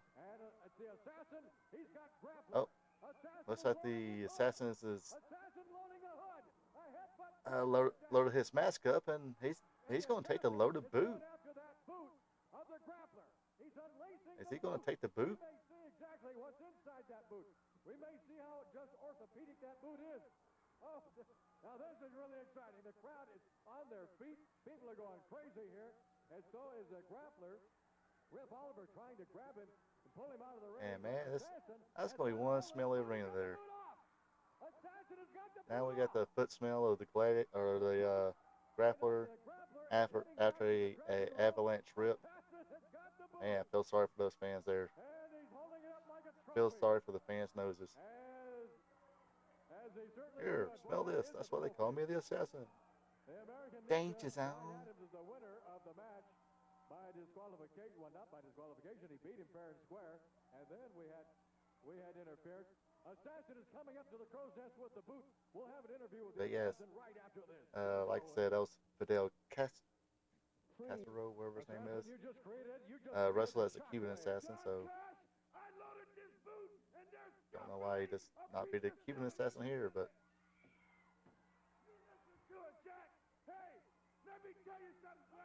oh, here they come back. The Crippler, the original Crippler. I think he was the original Crippler, Rip Oliver.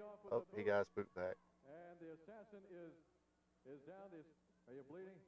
Oh, crying out loud! Right in the middle of an interview, we had the boot up here. Assassin had the boot. He found some steel in the boot. It just about annihilated the desk here.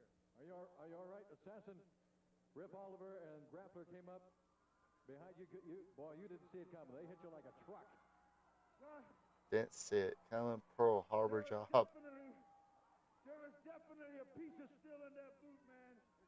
Definitely, man. Mike, did you see all that? And here's a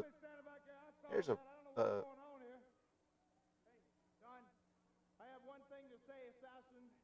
Those two know there is not to be any fighting up here in the crow's nest. I am going to fine them $1,000 apiece for what they just came up here and did.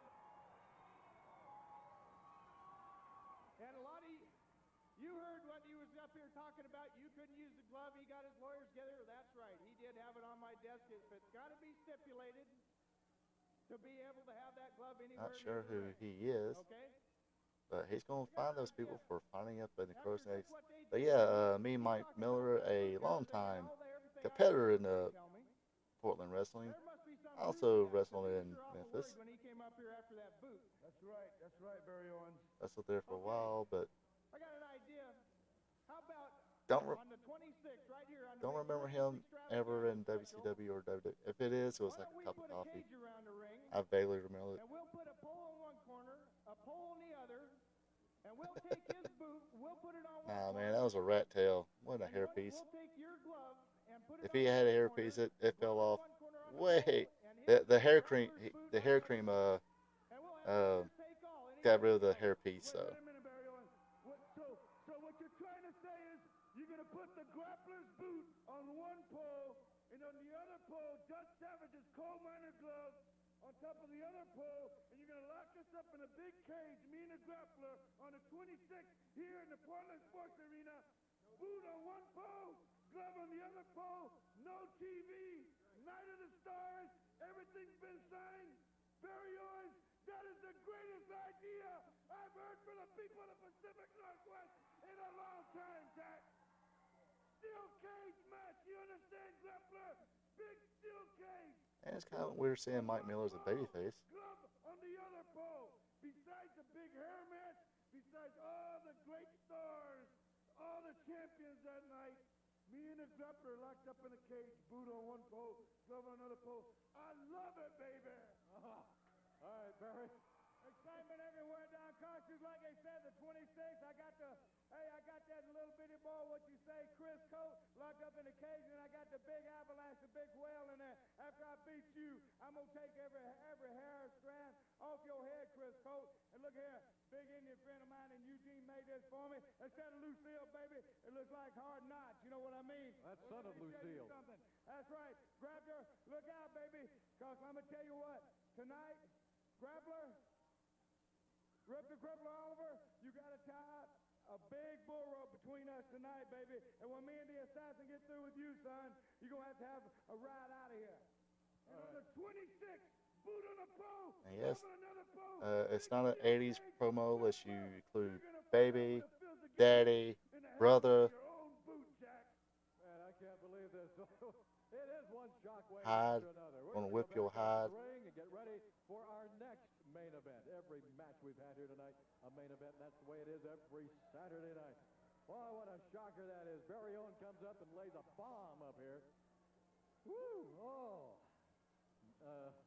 Coal miner's glove and the grappler's boot. And look there.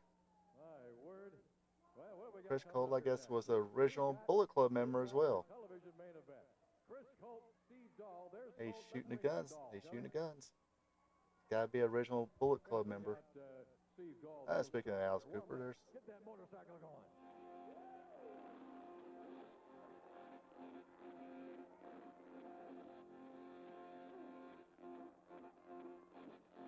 and somebody's come out to Girls, Girls, Girls by Molly Crew, in case you can't hear it. I probably do got that bottom down low enough to where won't get copyrighted. And there's a young Steve Dahl, or as he was more well known as Stephen Dunn. Will be the best 2 out of 3 falls are to a TV time limit. Introducing in this corner, 225 pounds from Los Angeles, Chris Colt.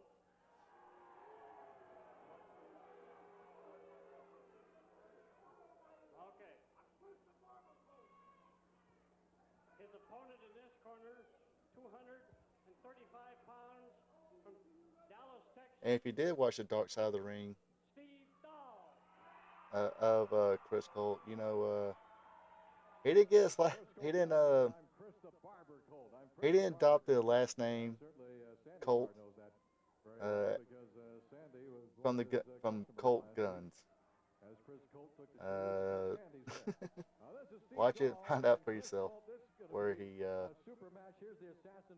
he back up got here. the Assassin, I can't believe what a bomb has he been laid out here. What got a inspired to use the shockwave. last name Colt You're from. talking about an early Christmas present, baby. I just got the Christmas present of my life, you understand? When you talk about me and the grappler, we understand. We're talking about a big steel cage, man. We're talking about Battle of the Stars, Jack. When you talk about a big steel cage, you talk about the grappler's loaded bulls in one pole and the coal miner's glove on the other pole, Jack, on the 26th right here in Portland Sports Arena, brother. Night after Christmas, night of the stars, brother. You understand? It's going to determine, grappler, your loaded boot, Jack, that you've been putting people out, midgets. You've been kicking everybody with this boot, brother. It's going to come down to a boil on the 26th. Night of the stars, you understand? Boot on one pole, glove on another pole, steel cage where nobody can interfere, grappler. I'm going to tell you what I'm going to do. I'm going to knock you out on the 26th of December right here in the Portland Sports Arena. It won't be on TV. I'm going to knock you out, grappler. And after I knock you out with your own loaded boot, I'm going to yank that mask off your head, Jack. Sorry, improper joke came in my mind, and I'm not gonna say it. That would be very mean of me. You know, Rip the Crippler Oliver, I got you in Eugene Christmas night. Your hair is on the line. My mask is on the line, Jack. The only time this mask comes off is when I want to take it off. You understand that, Rip the Crippler Oliver?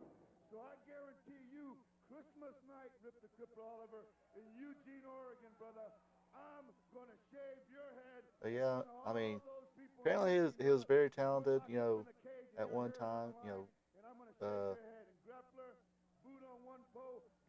ring, or, you know, I mean, he knew how to do the right things. It's just, you know, he had his demons, he had his, you know, chemical problems, and, you know, he wanted to live like a rock star. You know, do the most drugs, have the most fun, and get the most sex. I mean, that's what they said in his Dark Side of the Ring bio there.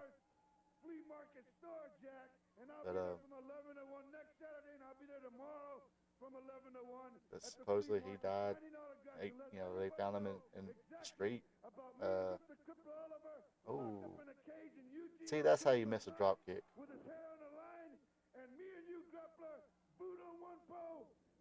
I never understood that either. It's like when you see people, especially like today, when they miss a drop kick, they do the front drop kick. You know, even the ones who don't do front drop kicks, when they miss the drop kick, it's the front drop kick.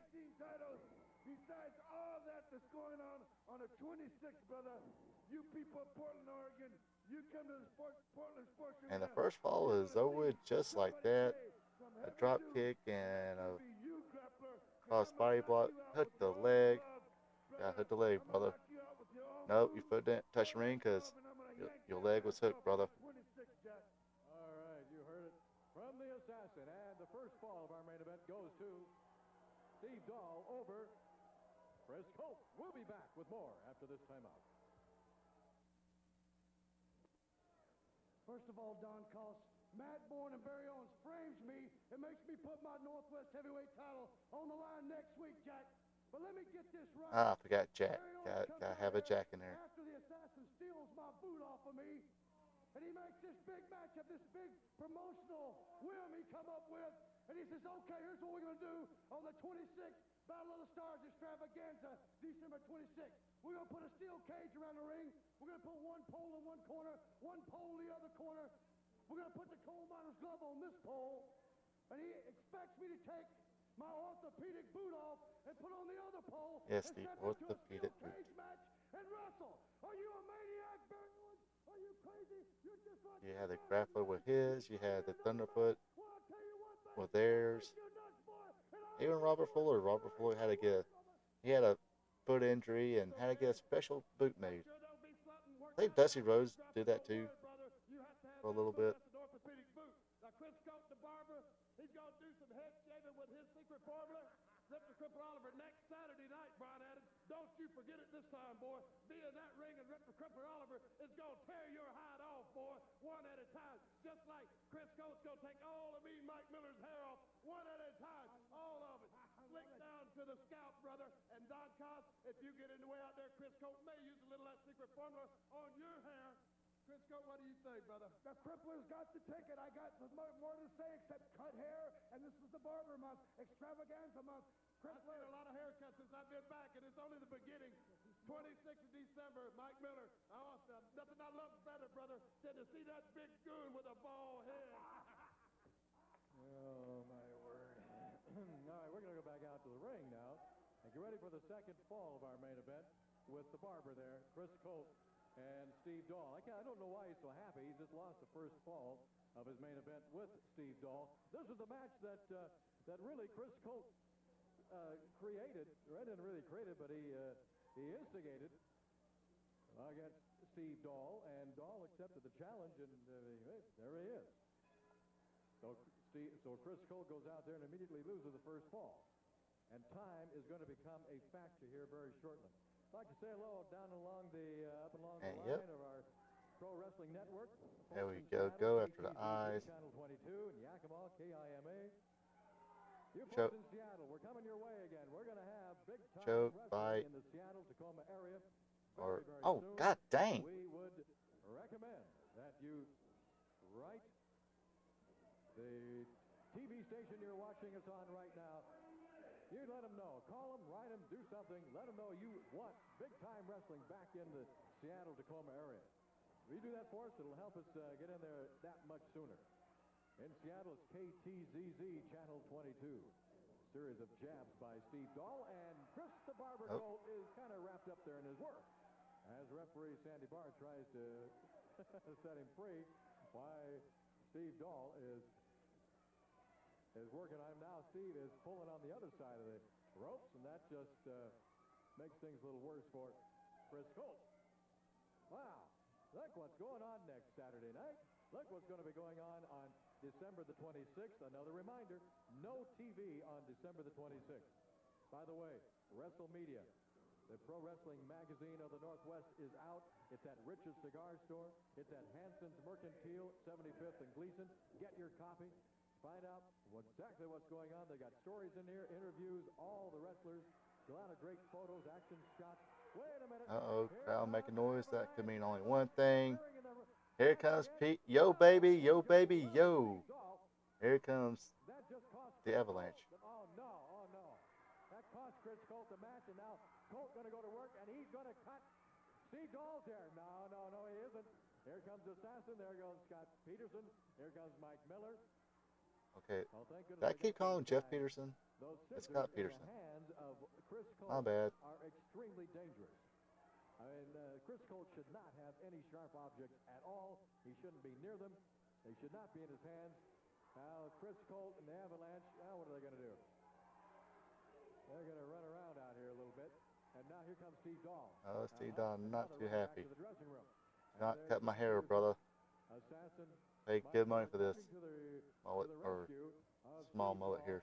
Dahl, the winner of our main event by disqualification over Chris the Barber. Of course, you know. Who didn't get a chance to do his barber.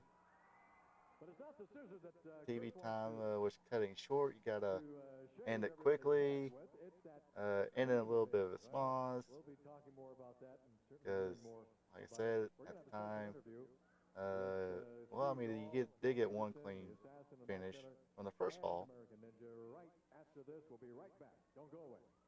Get your asses off my ring. Yes, sir. All right, now final time with the baby faces. You got the assassin there, or Cuban assassin. You got Scott Peterson. Well, you got the Southern Rockers, both Southern Rockers. Steve Dahl and Scott Peterson. Brian Adams. Me, Mike Miller. Now I want to talk about the 26th, you understand? The light under the stars, you understand? Grappler. Yeah, he was a big dude. Talking about Mike, I mean, Brian Adams. Okay, Brian Adams is a pretty big dude. And when it all that smoke clears, you understand, on the 26th and there ain't no TV, Jack.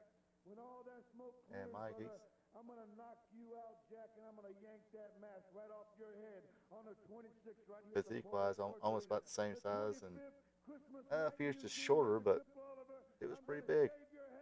And then Saturday night on the 26th, night under the stars, you understand? You understand this, grappler? I'm coming after you, Jack, and I'm going to Jack, he's coming after you. Brother, he's going to beat you. He's going to tear your hide off.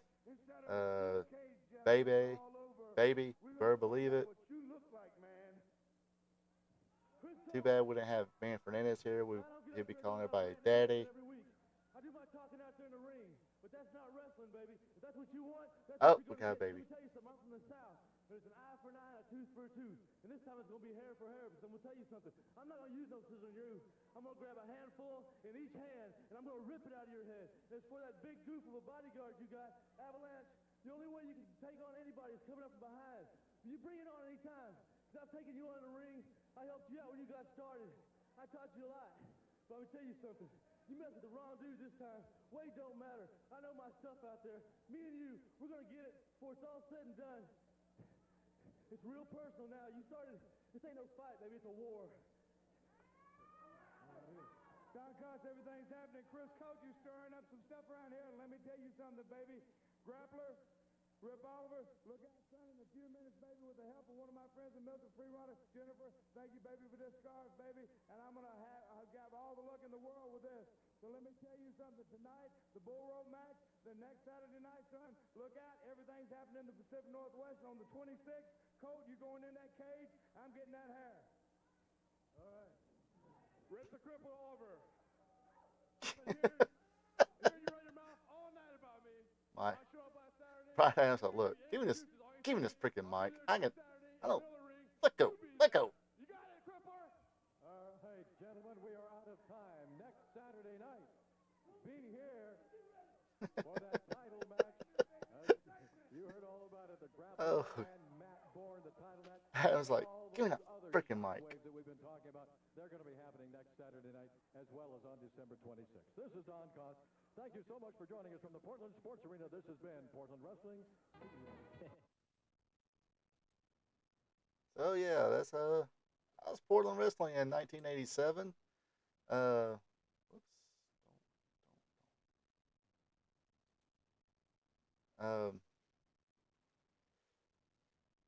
What can I say about that? Not sure. It had some good up and coming talent. As far as you had Brian Adams there, you had Steve Dahl there, had PN News, had Art Bar,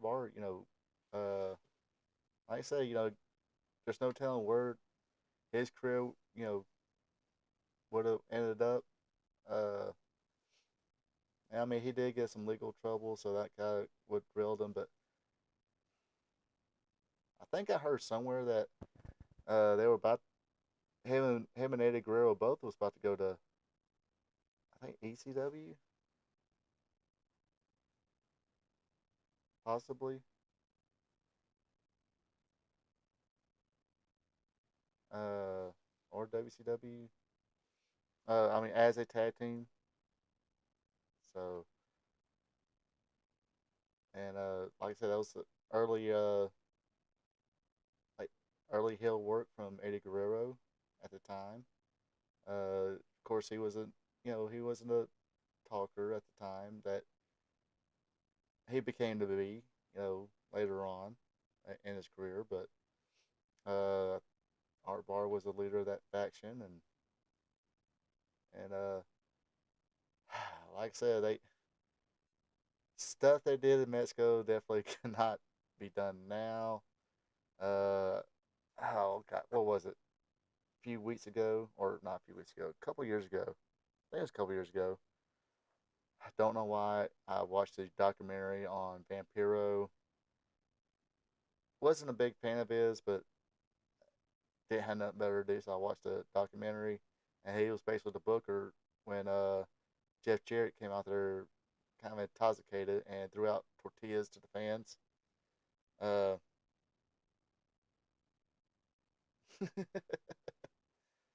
Uh, thank you, Ron. Solidifying my list of Federation as being dead last. Yeah. I mean, like I said, this I think this is the last little stretch of Portland. I think that Portland wrestling lasted probably about 2 or 3 years. Uh, After I think they shut down '90, I think. Uh, yeah. I mean, the dying days of AWA were bad. Anyway, what was I saying? Totally lost my train of thought there. Yeah, I was talking about Art Bar. Um, I think what was I talking about? Shit, totally, totally, totally lost track there. But anyway, I think that him and Eddie Guerrero was about to go to WWE or ECW. Um, Unfortunately, Art Bar didn't make it. Uh, Art Bar, I heard, was a involved in a very bad rib where they did cut his hair, and it was a week before he was supposed to be in that hair versus hair match in Mexico on that big pay per view. Um, okay, yeah, I know what's that. Anyway, I watched the Vampiro, and Jeff Jarrett threw tortillas in Mexico at a Mexican crowd. Didn't go over too well with Vampiro or anybody else. But at the time where him and Art Bar and Eddie Guerrero were in Mexico as Los Gringos Locos.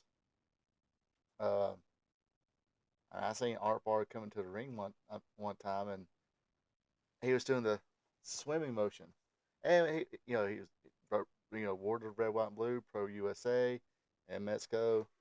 So that's how he kind of got his heat.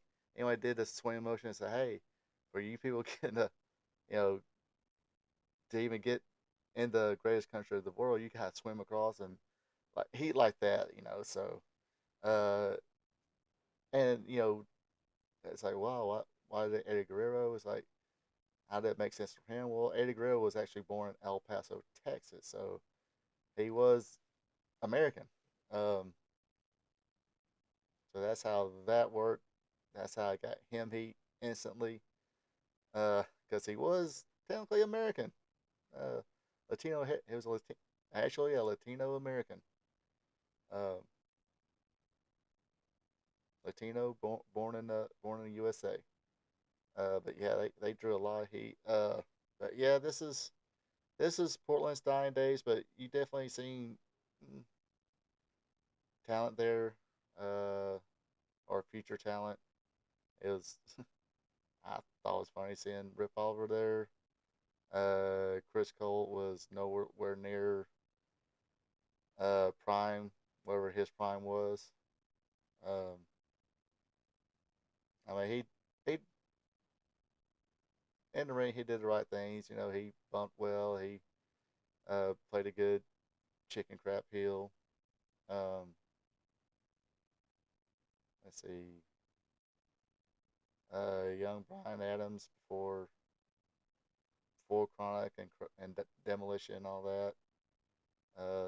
Yeah, Dying Days of Territories is not a good example of something you want to see. Um, mm, not a good not a good program. I mean, good promos by the Grappler and Mike Miller. Uh,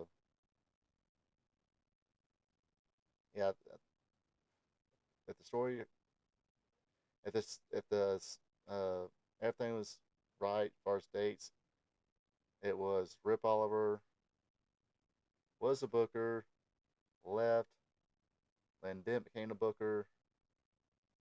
Then after the whole WWF tenure for um, Rip Oliver didn't really work out. You know, came back in Portland, and Lynn Denton had the book. And a lot of people kind of give him credit for that. It's like, look, not a lot of people would who a lot of bookers would who replaced one you know rehire the guy who they replaced because afraid of whatever.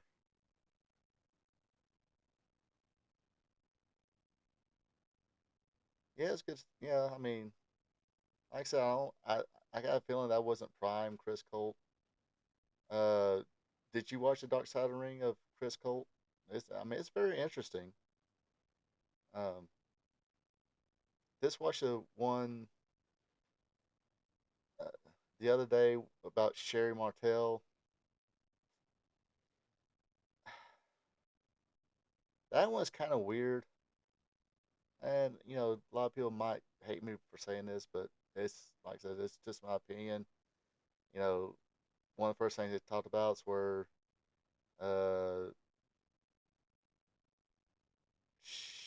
she was a stripper, got married, had a baby, and at 3 months old, she left to become a wrestler.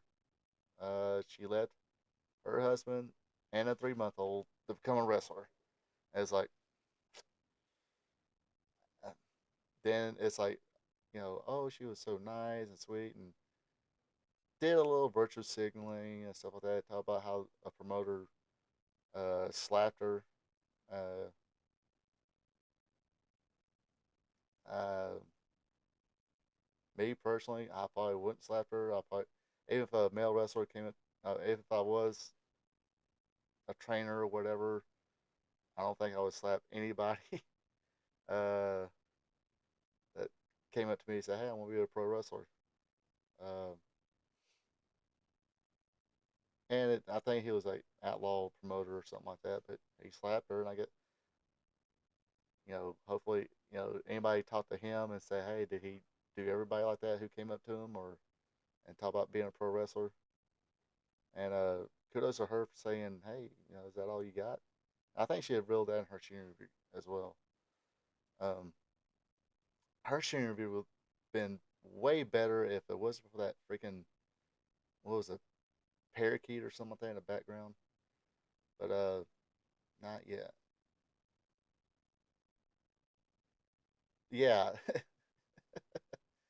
he actually yeah. Uh, they talk about that in the Dark Side of the Ring, plus other things. But yeah, apparently Chris Colt, uh, again, like like to do the drugs. Like I said, wanted to be a rock star, be dead at 27. Was tripping on acid. Uh, for Took acid before a match, cage match, and started tripping and thought he seen spiders, giant spiders, crawling around the ring and over the cage and stuff like that. So He climbed out of the cage and ran through the fans, who he thought was big giant spiders. And yeah, so do not do acid for, you know, uh, participating in a wrestling match.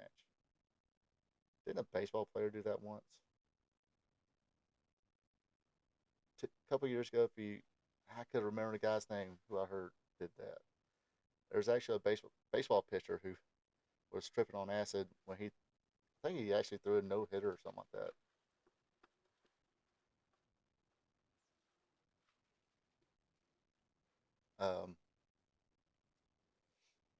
But yeah, I mean, Chris Cole, he was out there, uh, very much a trendsetter.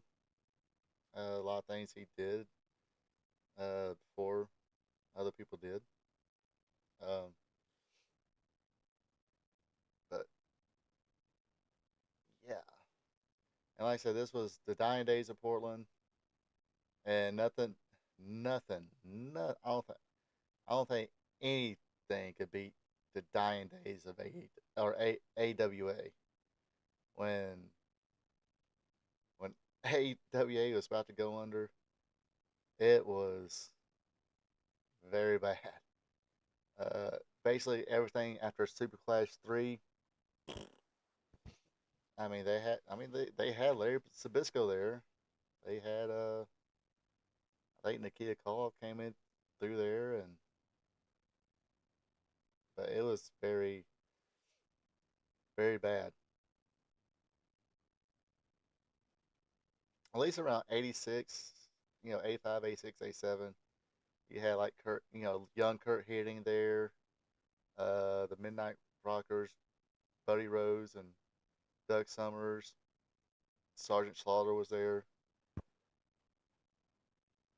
And the only reason he was there because uh, Vince wanted a piece of that GI Joe money, and it's like, nah, this is my gig.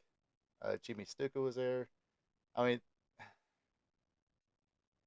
one of the things. Well, I mean, it wasn't one of the dying. It wasn't. It was starting to go down, but not completely. Like it was. It's way before the dying days. Colonel De Beers and Jimmy Snuka angle where Colonel De Beers pushed Snuka off the top rope onto the floor and gave him two front pile drivers on the floor. Messed him up pretty bad. Um, wow, I think I better. I mean, I'm going to give it a shot. I think next week it's going to be Southern Championship Wrestling from Georgia. See if I can find some decent Miss Kitty's footage from where it started. And trust me, folks, uh, I don't think you want to hear the commentary from Joe Pensino went too bad, but they had Rhubarb Jones and you know whatever he has as far as being a disc jockey for a country music radio station. Uh, he was quite annoying as a wrestling announcer um, or wrestling commentator. I mean, he did good when he was the ring announcer for or NWA when they switched to having shows at the center stage. Did all right then. But yeah, we're gonna check out some Southern Championship Wrestling from Georgia. Uh, in this case, it'll be considered indie promotion. It wasn't part of the NWA or AWA. I think they had the AWA champion come in a couple times. I think Nip or Jerry Lawler came in a couple times for them, and they were direct competition for uh, Jody Hamilton, the Assassins Deep South Wrestling. Uh, I'll talk more about that next week. I definitely want to take a deep dive on that. What else is going on? But yeah, I can honestly say uh, some of the things that probably be interested in watching. Maybe on down the road we go a little I'll watch it before I'll share it. We'll do a watch along for Portland again. Uh, but we'll try like maybe 85, 86, 84 maybe. Uh, Probably the era where they talked about the top following of and the yeah, some celebrity fan. Yeah, you're right. Don't make good commentators. But I think he was a local celebrity, and I don't know the history between him and Joe Piz. I know Joe Pinson would advertise and do interviews on Y106. Uh, yeah, my parents listen to country music, and I think that was their station they would listen to. Then my dad eventually, if I believe I'm correct, I think he wound up switching to Kicks 101 FM. I don't know what it is now. I'm pretty sure that's changed now. I don't think any of the radios. I mean, you'll definitely. It's kind of like 96 Rock. There's no more 96 Rock. Is 96.1 the beat now? That's that's god awful. For years, decades, that was always a rock station in Atlanta. Then a few years ago, we got changed to a hip hop station. It was a sad day in music. And of course, I mean, like I said, I don't usually if I'm in my vehicle, I'll there's a classic rock station called River. It's on there, but 9 times out of 10, uh, I'd have it.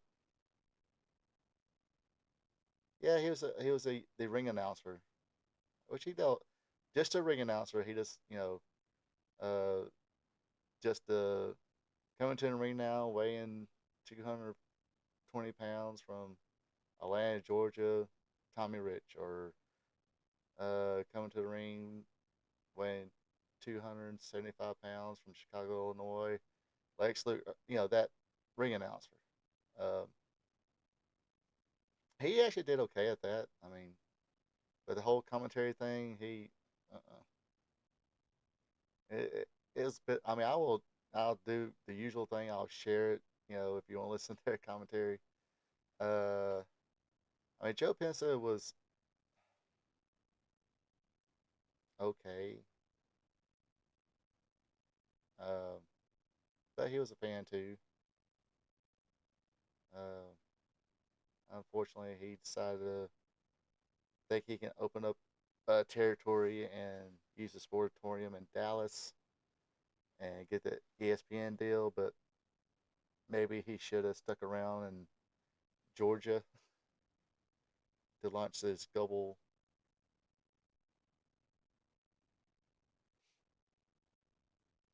Nice. Oh, good old. Before good old JR was good old JR, his just Jim Ross. Then, I don't know. I still say, my personal opinion, the best Jim Ross was a commentator was EWF and then WC or NWA before he went to WWF. Oh yes, he did great. I mean, he can't really complain. He did great. Him and Jerry Lawler during the Attitude Era, but just seem more authentic and as yeah, when the tables were at ringside, yeah. Now that could be a dangerous spot. Some of these wrestlers don't know ring positions too well. Uh, they'll end up flying on there. But anyway, but yeah, the UWF and NWA/WCW era Jim Ross, that seemed a little more authentic than him being good old JR. If that makes sense. That seemed like more. I mean, he did a good job being a commentator, yeah, but it seemed like as a character. Um,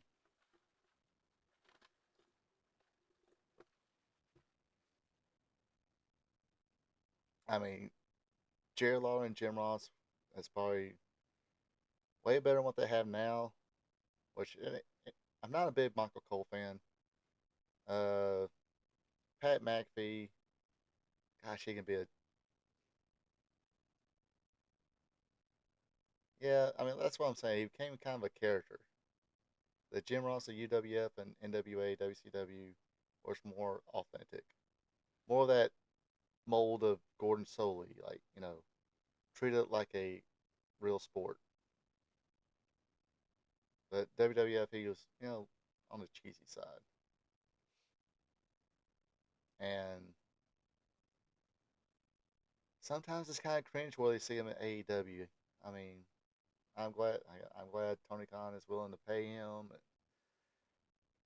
He comes in, commentate a couple matches for pay per views, but that's fine.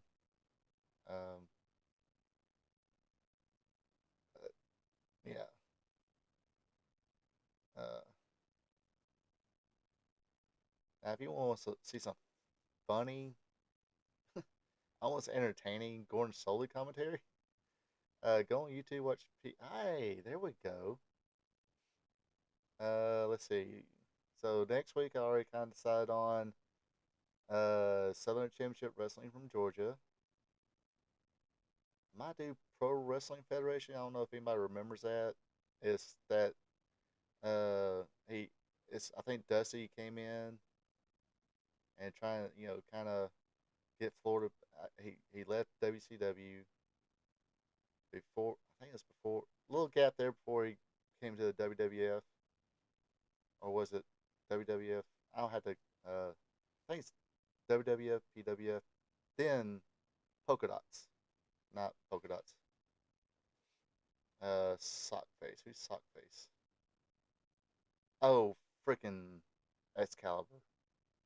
Yeah, we're gonna try to keep this a positive show. We're talking about the wrestling's golden era. It's Wrestling Gold Friday Night Classic time. Um, Speaking of somebody who just wants to be a character, I don't know. He's quite annoying. Anyway, um, so yeah, next Friday will be Southern Championship Wrestling from Georgia. Then I think after that, I need to write this down because I'm going to forget. Uh, I actually need to text some family members and some friends. I think there's somewhere I hopefully I don't think.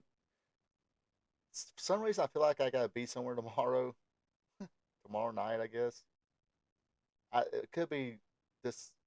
I seen a show or something like that pop up, and I was like, oh, that's gonna be February 27th. I kind of want to go to that.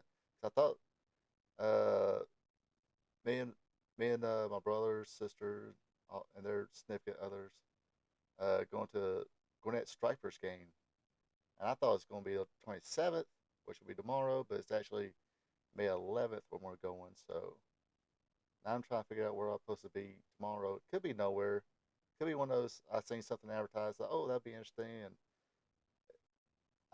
totally forgot about it. So I need to text some family members and some friends to say, hey, am I supposed to be somewhere tomorrow? Definitely know I ain't got to be at work. Got that call today. Say no. They finished up. Not going to need to wait tomorrow. Um, so I have no idea. Um, but yes, next week Southern Championship, not Southern Fried Championship Wrestling. Southern Championship Wrestling from Georgia, and following Friday after that will be Pro Wrestling Federation. Uh, and I watched a few shows from that. Wasn't bad. I mean, you had your mix of legends and, or not really, veterans and up and comers. So you had Diamond Dallas Page and Gordon Soley doing commentary, which was kind of funny. Uh, it's like one little spot where Diamond Dallas Page was talking about the Diamond Dolls and brought them out. And Gordon Solie was like, "Oh yeah, brother, everybody here anytime." Or and DDP said something. Yeah, they need to bring you to the clubs there and introduce you to some of the Diamond Dolls. I hear that. I'm always game for that. I'm like, it's like, damn, Gordy. But anyway, that does it for me this evening. Appreciate everybody tuning in, everybody on the chat. And if you catch us on replay, appreciate you watching as well. If you made it this far, but know that I do appreciate it. Just leave a like, comment, comment if you're watching replay. Drop a comment. Hey, join us next week. Going to have some, like, basically an independent Georgia promotion at the time was Southern Championship Wrestling for Georgia, and we'll get into the meat and potatoes of that. I probably have to read some things, jog some memory. If anybody knows anybody who was around at that time, want to join me in the chat and kind of chime in with their memories of that promotion, please do so as well. Until next week, you folks have a good one and take it easy.